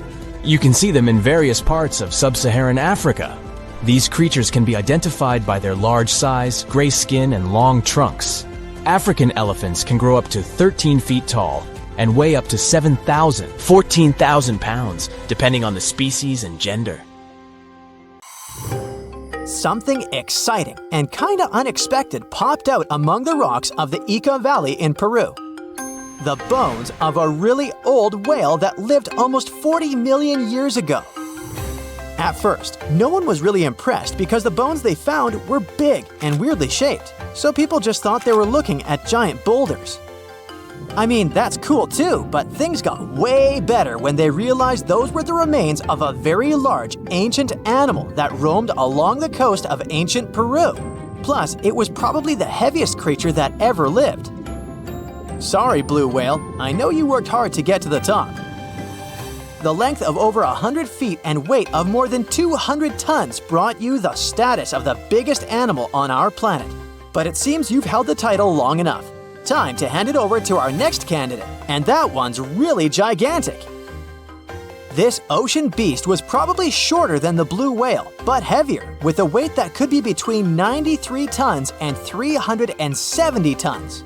If it's closer to the higher number, it'll make Prehistoric the biggest animal ever known to have lived on Earth. And it seems its weight was the result of having extremely thick, dense bones. You can see such bones today in manatees or some other early whales. Dense bones are a great tool for such marine mammals. This feature makes them heavy and allows them to stay submerged most of the time. But at the same time, if their body was too heavy, they would end up sinking all the time, and they would waste too much energy to move back up to the surface. So, to avoid sinking, marine mammals need to have enough lighter tissues, like muscles and fat, to help them float in the water without using too much energy. Now, scientists didn't have the whole skeleton, which makes it hard to tell how big the animal was. But they used the ratio of the heavy bones to the lighter tissues in other marine mammals to estimate the overall weight of this giant ancient whale. Experts found these fossils about 13 years ago and spent the next decade freeing the whale from the rock. Its anatomy and age showed this whale was a cousin of Basilosaurus, a whale that had a long snout full of sharp teeth, and a sleek body similar to that of an eel. Even if Prehistoric wasn't bigger than the blue whale, it was still a giant that ruled the ocean depths. Unlike modern whales, there's a possibility that this ancient fellow was a predator that liked to go after bigger prey. And this also changes how we see the history of whales. Scientists used to think these magnificent creatures became really big about 5 million years ago when they started eating lots of small creatures. But here's the proof that giant whales existed even before that. But it's still unclear how this whale managed to find enough food to sustain its enormous body. Plus, it's still hard to tell what exactly this ancient creature had on its menu. It was pretty large and not such a fast swimmer, so it's possible it searched for food in shallow waters. Then it probably ate crustaceans, clams, or some other small animals hiding in the sand. One theory says it was a scavenger, which basically means it munched on remains of everything that would come its way. It's not so unusual to find marine animals in deserts. Many of these regions used to be covered with water anyway. The Sahara in Africa is a perfect example. About 50 to 100 million years ago, this was not a dry desert, but a shallow saltwater body called the trans-saharan seaway. The land is not wet there anymore, of course, but people who lived in that area knew about it because they used to find old shells across the desert. The sea was about 164 feet deep. That sounds enough for a nice swim. Some would say this area looked like modern Puerto Rico, with lots of sun and shallow water. Mangrove forests were a common thing as well as seafloors covered with mollusks, like snails and clams. The marine sediment that was left behind after the sea had dried up is full of different fossils. And the animal that lived in that ancient underwater world didn't look friendly. Plus, they were much bigger than their relatives from modern times, so a regular-sized human would end up as a snack, not even a whole meal. Normally, when animals live on small islands, they can become much bigger than their relatives from the mainland. This is something we call island gigantism, and it happens because there are more resources or fewer predators on islands. Maybe the same thing happened in the trans-Saharan seaway. Even though it wasn't an actual island, the water moved in and out, which created little pockets of water. And specific conditions in these pockets might have helped animals grow bigger. So we're talking about giant sea snakes, catfish, and fish that no longer exist today. One had incredibly strong jaws, and the animal used them to eat hard things and even crush shells. Their teeth showed they were fierce predators other animals had every reason to be afraid of. They went through some changes when it came to diet, similar to some types of piranhas. And the competition to get to the top of the food chain wasn't a joke. Not when there were also such large predators as sharks, crocodiles, and ancient relatives of elephants. Sahara went through different phases. If you could use a time machine and take a peek at Earth's largest hot desert as it was about 6,000 years ago, you wouldn't have to struggle with sand and heat. You'd have a nice walk through a green and pretty lush place. In the past, people who lived in that area didn't leave drawings on cave walls that showed camels, sand dunes, and scorpions. All those things you'd see in today's Sahara. Instead, they drew crocodiles. That's additional evidence that the Sahara used to have a lot of water and plants enough to support these big yet scary animals. Around 3 billion years ago, Earth might have been mostly covered with water. Today, it's about 71% of its surface, but it seems that our planet used to be a giant ocean world with no continents at all, just some scattered islands. Scientists studied special rocks in Western Australia that formed in a place deep under the ocean called a hydrothermal vent system.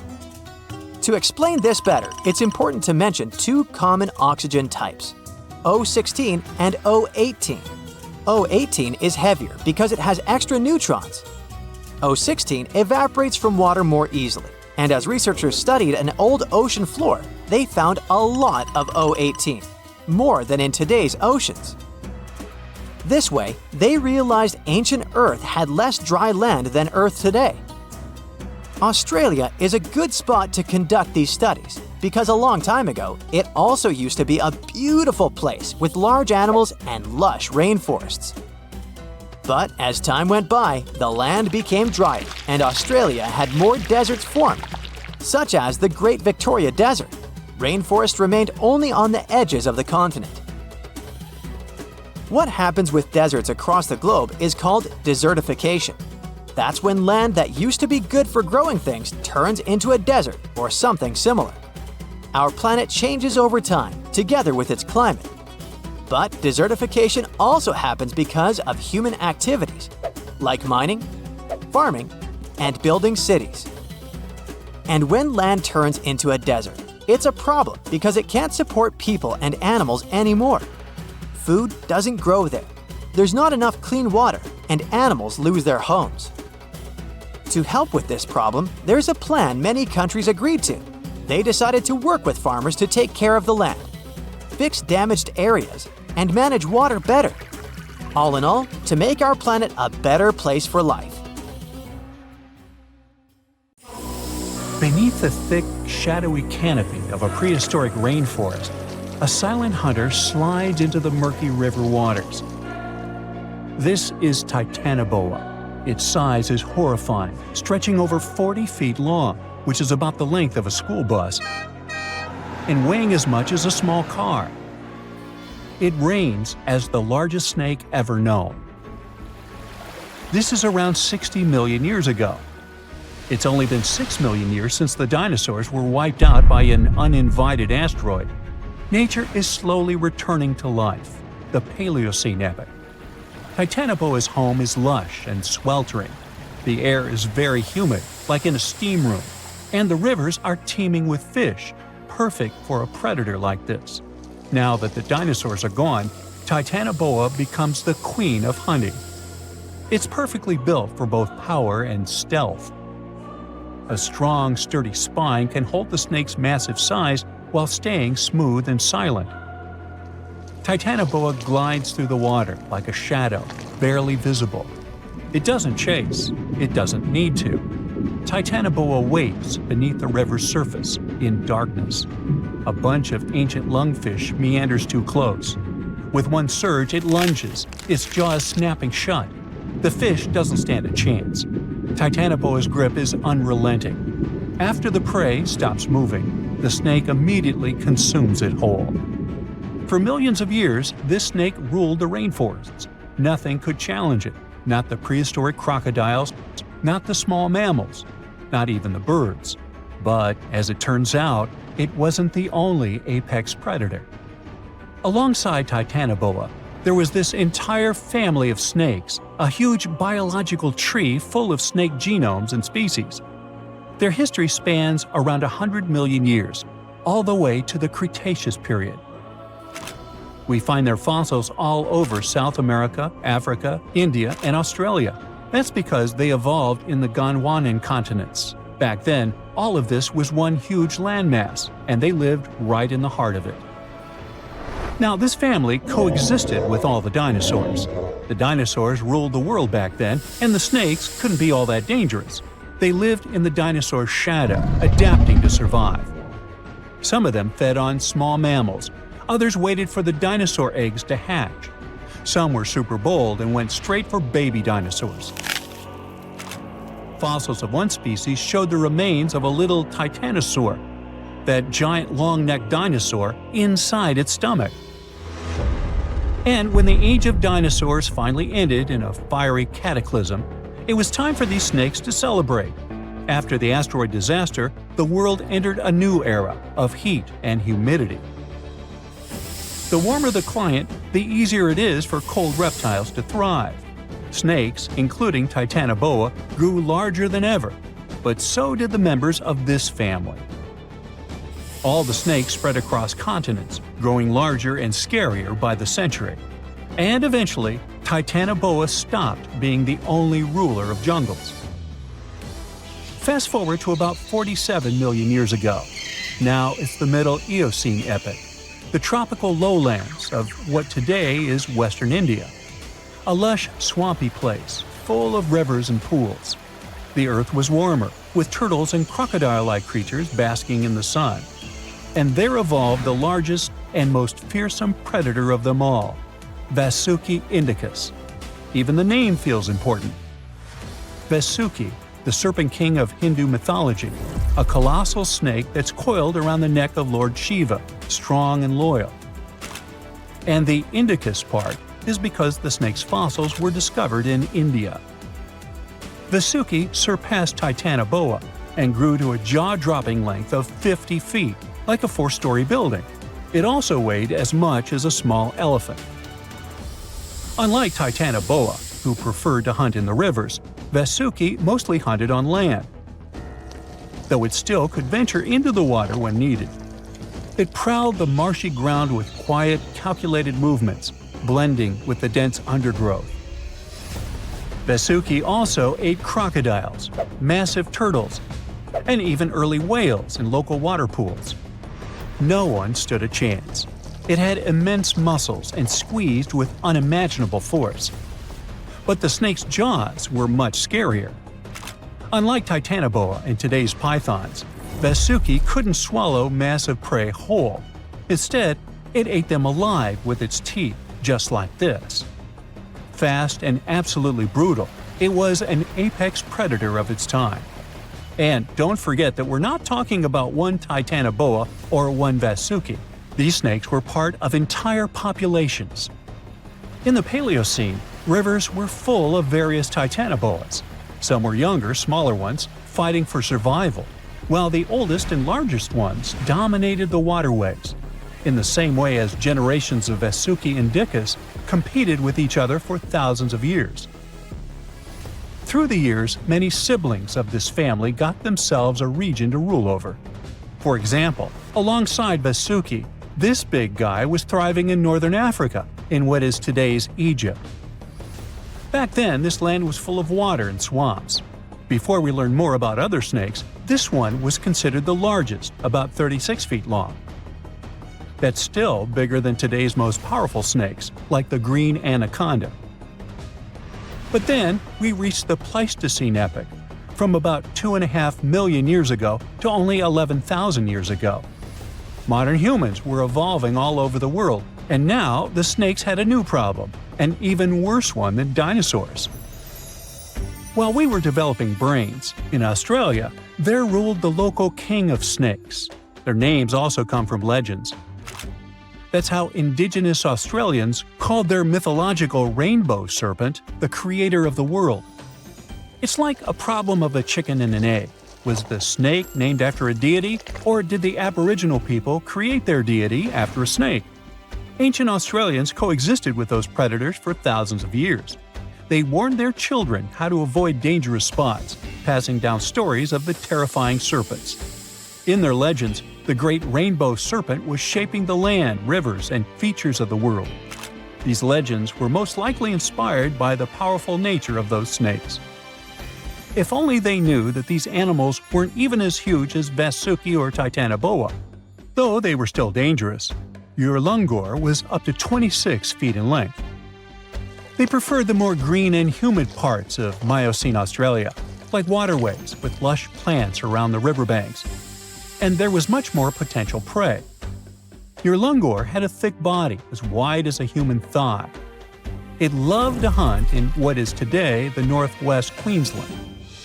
Its fossils were found in the limestone of Riverslade. It was a fascinating find. The skull was almost intact, with teeth and everything, which is crazy considering that snake skulls are very fragile and usually don't survive fossilization. Just like snakes before it, Urlungor didn't rely on venom. It was a constrictor, quick and powerful. But at least now these reptiles weren't as brutal. Their hugs quickly caused cardiac arrest in their prey. So the end came rather quickly. Also, they no longer could swallow the prey whole, and didn't have the same sharp teeth as Vasuki or Titanoboa. So both Urlungor and Wanambi had to eat very slowly, just like pythons today. Meanwhile, Wanambi was about 20 feet long. This one had a similar head, so it could only hunt marsupials, reptiles, and other little things that ventured too close.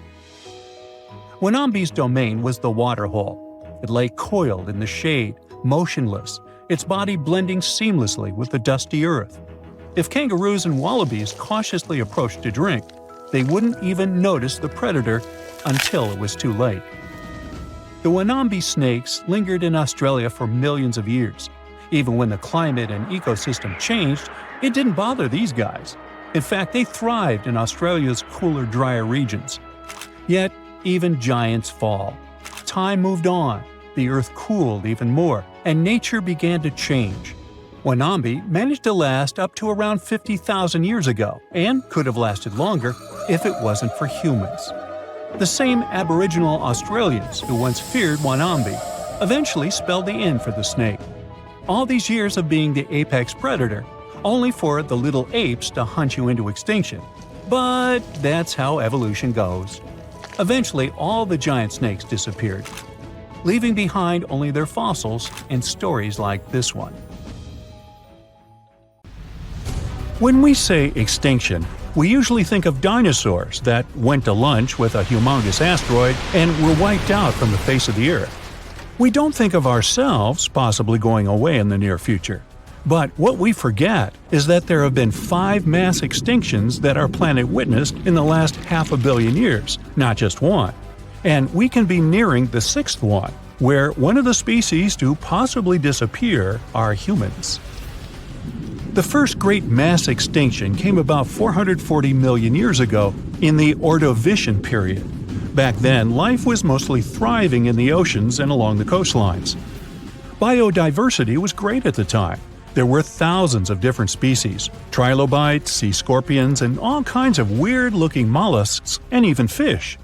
You name it, Ordovician had it. But then, the temperature around the planet started to drop. The overall warm climatic zones became colder and colder, until the oceans got covered with thick sheets of ice. Most of the marine species weren't ready for such abrupt changes. Imagine a trilobite serenely crawling along the bottom of the sea and suddenly bumping into a glacier. Yeah, it's like living your entire life in a beach bungalow, only to find yourself in an igloo one day. The event was dubbed Late Ordovician Glaciation, which led to Late Ordovician mass extinction. Over 60% of all species that lived in that period disappeared. Only ancient fossils were left for paleontologists to discover hundreds of millions of years later. Nobody still knows exactly what caused the temperature drop at the time. The main theory is that the CO2 levels in the atmosphere fell sharply. It led to cooling down the entire surface of Earth. But the reasons for such a collapse are still under debate. However, that wasn't the worst mass extinction event in the history of our planet. Despite more than half of all living creatures being wiped out, biodiversity on Earth restored itself in the following 5 million years. Life went on until another catastrophe struck. Within the span of 20 to 25 million years, from about 375 to 350 million years ago, several extinction events occurred. They were like pulses that damaged a lot of marine species. Arthropods, like scorpions and mites, lots of various fish, including sharks, all were in decline. Overall, more than 75% of all living beings disappeared back then, who were mainly in the oceans. The reasons for such events are even more unclear than those before the late Ordovician mass extinction. Most scientists now believe those waves were caused by changes in the sea level and a lack of oxygen in the oceans. A lot of plants quickly moved to land and adapted to living outside of water. And since they were the main source of oxygen in the ocean, all those fish and sea scorpions were in for a very unpleasant surprise. The booming growth of plants on land also removed much of the CO2 in the atmosphere and enriched it with oxygen instead. This led to an abrupt temperature fall again, and although no new ice age followed, many land animals couldn't adapt to the new conditions.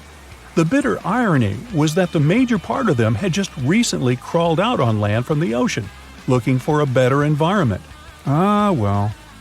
This was only the first wave, though.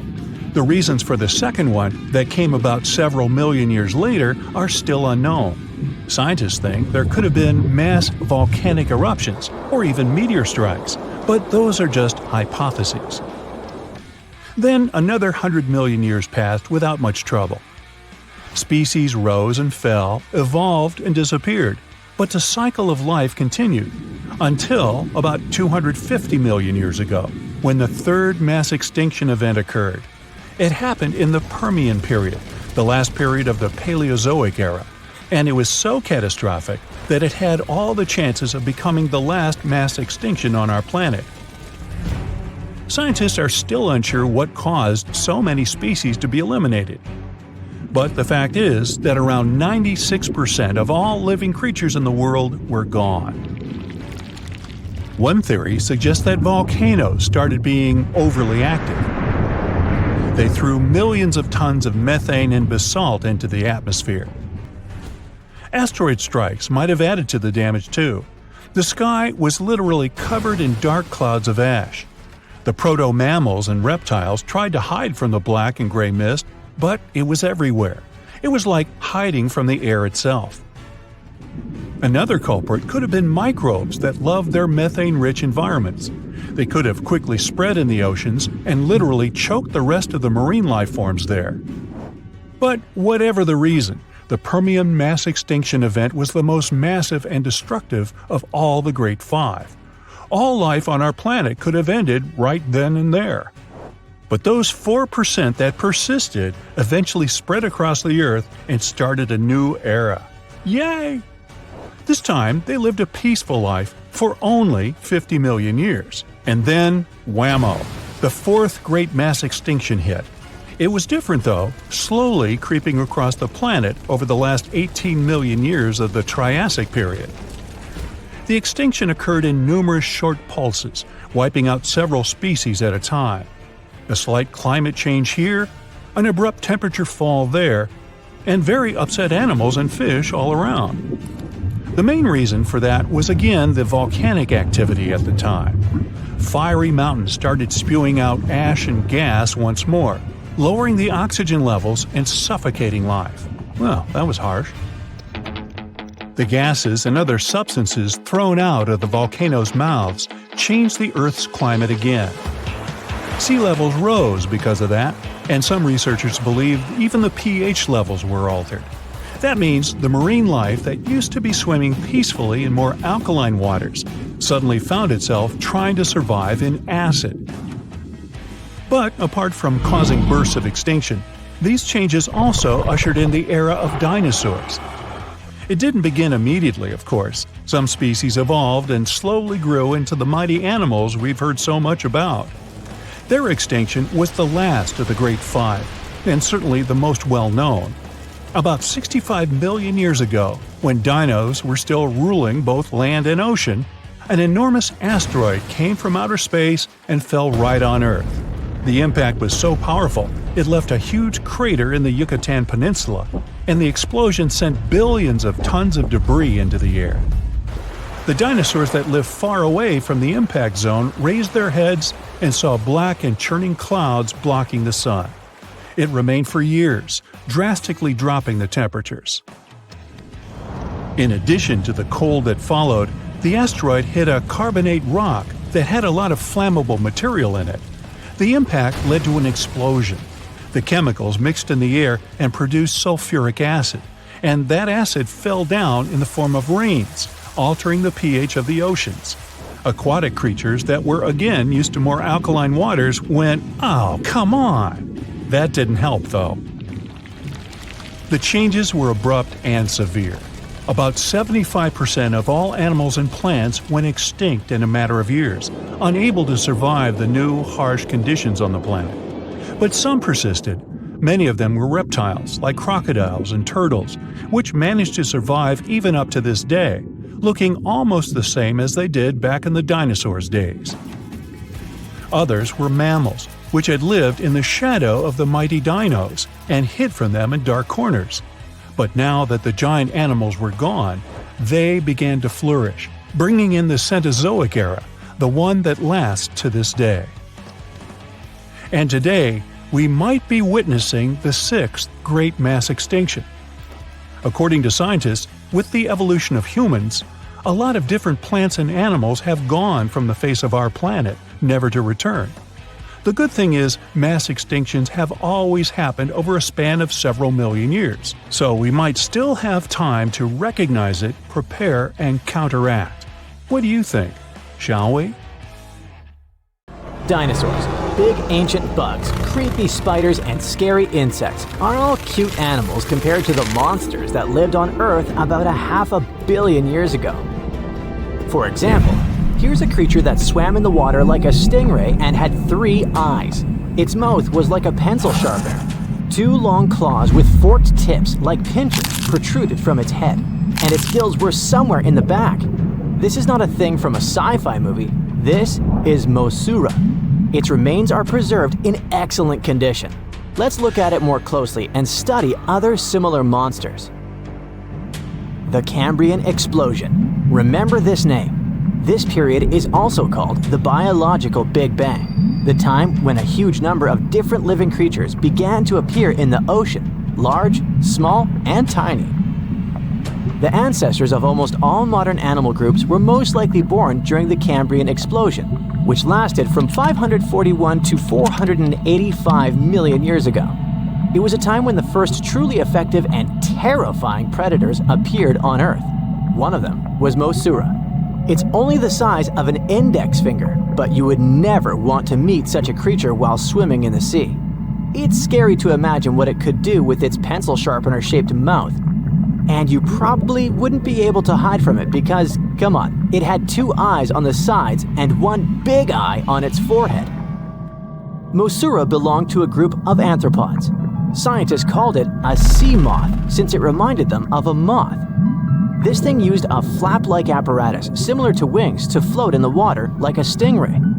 This monster was quite creepy, but its appearance may seem familiar because it's a distant relative of modern spiders, crabs, centipedes, and moths. Scientists found several 506 million-year-old Mosaura fossils, but unlike many other similar finds, these ones have been preserved in excellent condition. The found fossils showed sharp claws, a toothy jaw, and large gills in the tail section. Some parts of the fossil were so clear that they revealed the details of the creature's internal anatomy, including parts of its nervous and circulatory systems and digestive tract. It had jointed limbs like those of modern insects and crustaceans. When this monster swam in the sea, it probably grabbed its prey with long spiked claws sticking out of its head. Many Mosaura relatives have claws covered with multiple spikes, which help them grab food. But that ancient creature had smooth claws forked at the tips. That is, it grabbed the prey with those tongs, using them like chopsticks, and then brought it to its mouth. Of course, this is an assumption, and nobody saw how this creature actually did it. Unlike many other similar animals, Mosura's posterior segmented body was studded with gills. Scientists don't know why this was necessary, but they assume that such an unusual breathing system helped to adapt to an environment with low oxygen content. Perhaps Mosura led a very active reproductive lifestyle that required high oxygen consumption. Creepy, dangerous, and reproducing fast. An excellent set of qualities for one of the most dangerous predators of antiquity. But what did Mosura eat? It probably caught different types of worms and small arthropods. It's nice to think that this monster lived so long ago and was so small. But what if this creature was the size of a shark and was swimming in the ocean these days? Perhaps it would become a dominant dweller and people would swim much less along the coast. Mosura lived in the water but was discovered in the Burgess Shale rock formation in the Canadian Rockies. Many mountains on Earth were once the seabed inhabited by strange creatures. One of them was Opabinia. It had 5 eyes, a mouth facing backward, a long trunk and claws instead of a nose. Wait, what? It's too strange even for science fiction, even for outer space. In its eccentricity, Opabinia was perhaps the loneliest creature on Earth. Scientists couldn't find another species that would be similar to this individual until recently. Meet Utaurora. It seems to belong to the same species as Opabinia. Its inch-long body was divided into 14 to 15 furrows. Each of them ended in a pointed flap. Opabinia had the same body, but it's unlikely that both monsters were friends. The difference between their timelines was several million years. It's hard to imagine why these monsters needed such strange body structures. Why haven't modern filmmakers used the design of those animals to create cool space monsters yet? Okay, they were creepy creatures, but what about weird and kinda useless ones? Scientists have discovered Su, a legless creature with no head turned inside out. Huh? This 444 million year old creature was found in South Africa, north of Cape Town. They called it Su after the discoverer's mother. In fact, it's some kind of new arthropod species that may have lived in low oxygen waters. This creature was turned inside out, and the outer shell with the legs and head was lost. Thanks to mineralization, muscles, tendons, and even Su's intestines were preserved on the fossil. It's a great success to find such detailed remains of an ancient creature. However, scientists still can't determine the evolutionary history of this species. They're sure that it was a primitive marine arthropod. Okay, we can see that 500 million years ago, Earth was filled with creepy monsters, which fortunately are now extinct. But what about trees? Were they the same as we see now? Or was there something else? Something creepy? Oh yeah. Scientists have discovered a new kind of living organism similar to a tree or a mushroom. It was gigantic and had a very minimalistic design. Meet the Prototaxites. It's basically just a big stick with a round end poking out of the ground. It was smooth, didn't have the usual tree bark, and looked more like a mushroom without a cap. But scientists have recently found out that it wasn't a mushroom at all. Prototaxites probably belonged to a previously unknown branch of life. Prototaxites is considered to be the first giant organism in the history of the planet that lived on land. It existed about 420 to 375 million years ago during the Devonian period. It was the time when plants began to spread across dry land, forming large forests. Over time, they began to grow leaves and form roots in the ground. Then, the first seed plants appeared. The real colonization of land began. The first arthropods, such as centipedes, arachnids, and other unpleasant creatures, began to walk among those forests. Meanwhile, the water was filled with a huge biodiversity. There was a giant supercontinent on the planet, and smaller parts began to break off it. During this period, Prototaxites towered over the land. Some of these things reached 26 feet high and 3 feet wide. It's like a 3-story house and as thick as a palm tree. But what was it? A plant? A mushroom?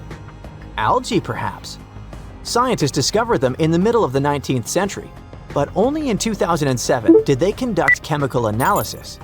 Research showed that it was most likely a giant mushroom, but in 2025, scientists refuted this conclusion. It turns out this may have been an unknown life form that existed separately from the kingdom of fungi, animals, plants, and protists. Scientists noticed that the inner part of Prototaxides consisted of a number of tubes.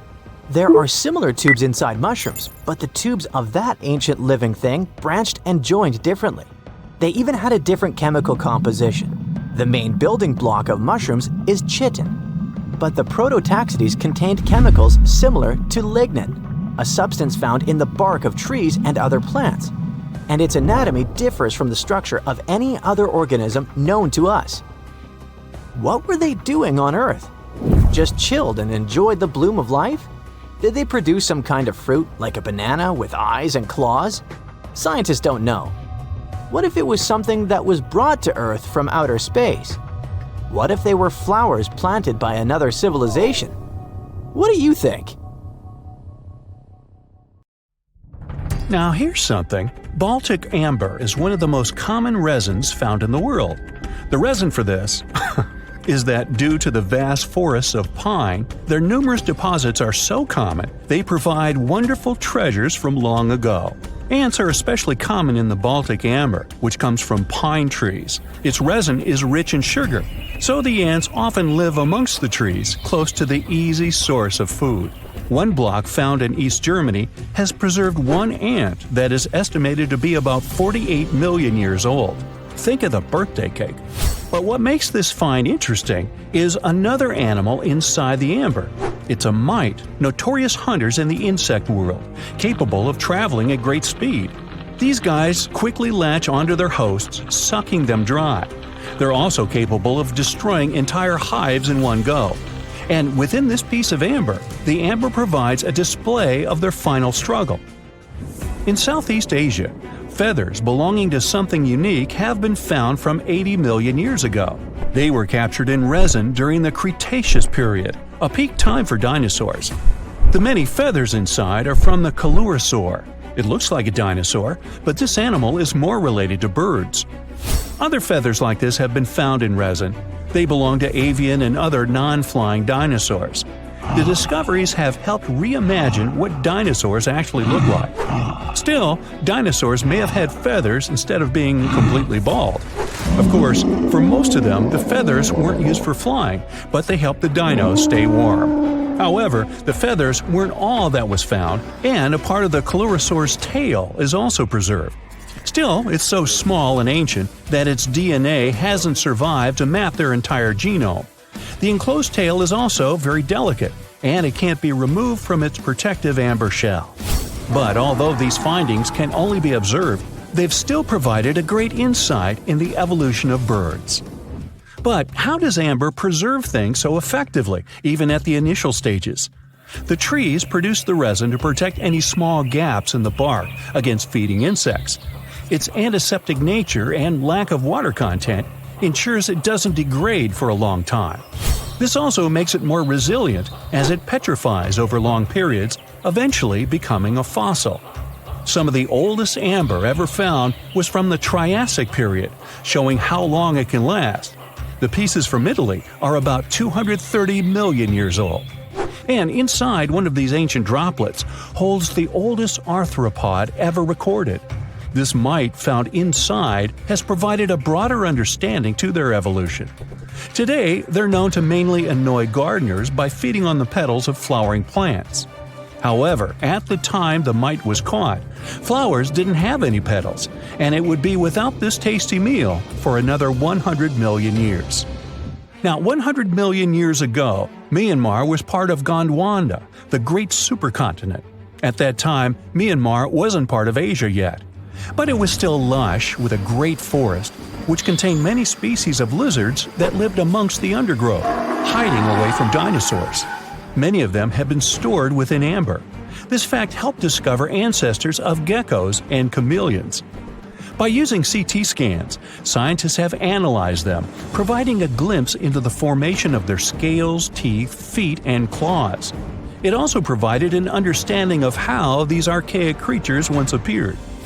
Although mostly pieces of lizards, by using modern technology, the scientists have been able to create 3D images of the lizard. These images can reveal how those guys appeared in their full form.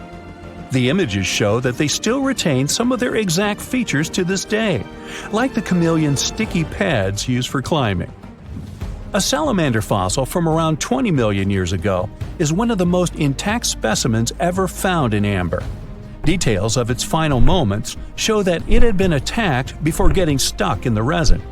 However, what's confusing about this find from the Miocene era is that the amber was found in the Caribbean, but it came from a tree that's closer related to those from East Africa. The lizard also has ancestry from the same area. Finds like this have opened a whole new understanding about how these small lizards migrated. It's expected that they would have ridden fallen logs, which took them across the seas to new homelands, not only to the Caribbean, but to all continents except for Antarctica. Nobody goes there, it's too cold. In the Dominican Republic, you can find some of the rarest of all ambers. This Dominican amber came from neotropical forests from around 20 million years ago. Many of the trees that made the resin are now extinct. The amber is almost completely see-through and can come in an array of beautiful colors. The most common colors are red, yellow, and even blue, and are easily mistaken for gemstones. One was found with a flea caught in it, dating to when the forest was at its peak and the mammalian variety thrived. Fleas were likely common at the time, and this flea in particular had recently fed on a mammal before getting stuck. However, something more intriguing was found within the flea. While scientists checked what mammal DNA was within the flea, they found that it was carrying an ancient bacterial blight.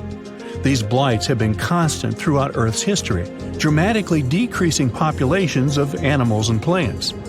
This now extinct blight in the amber helped scientists determine how much the bacteria have evolved and how it spread.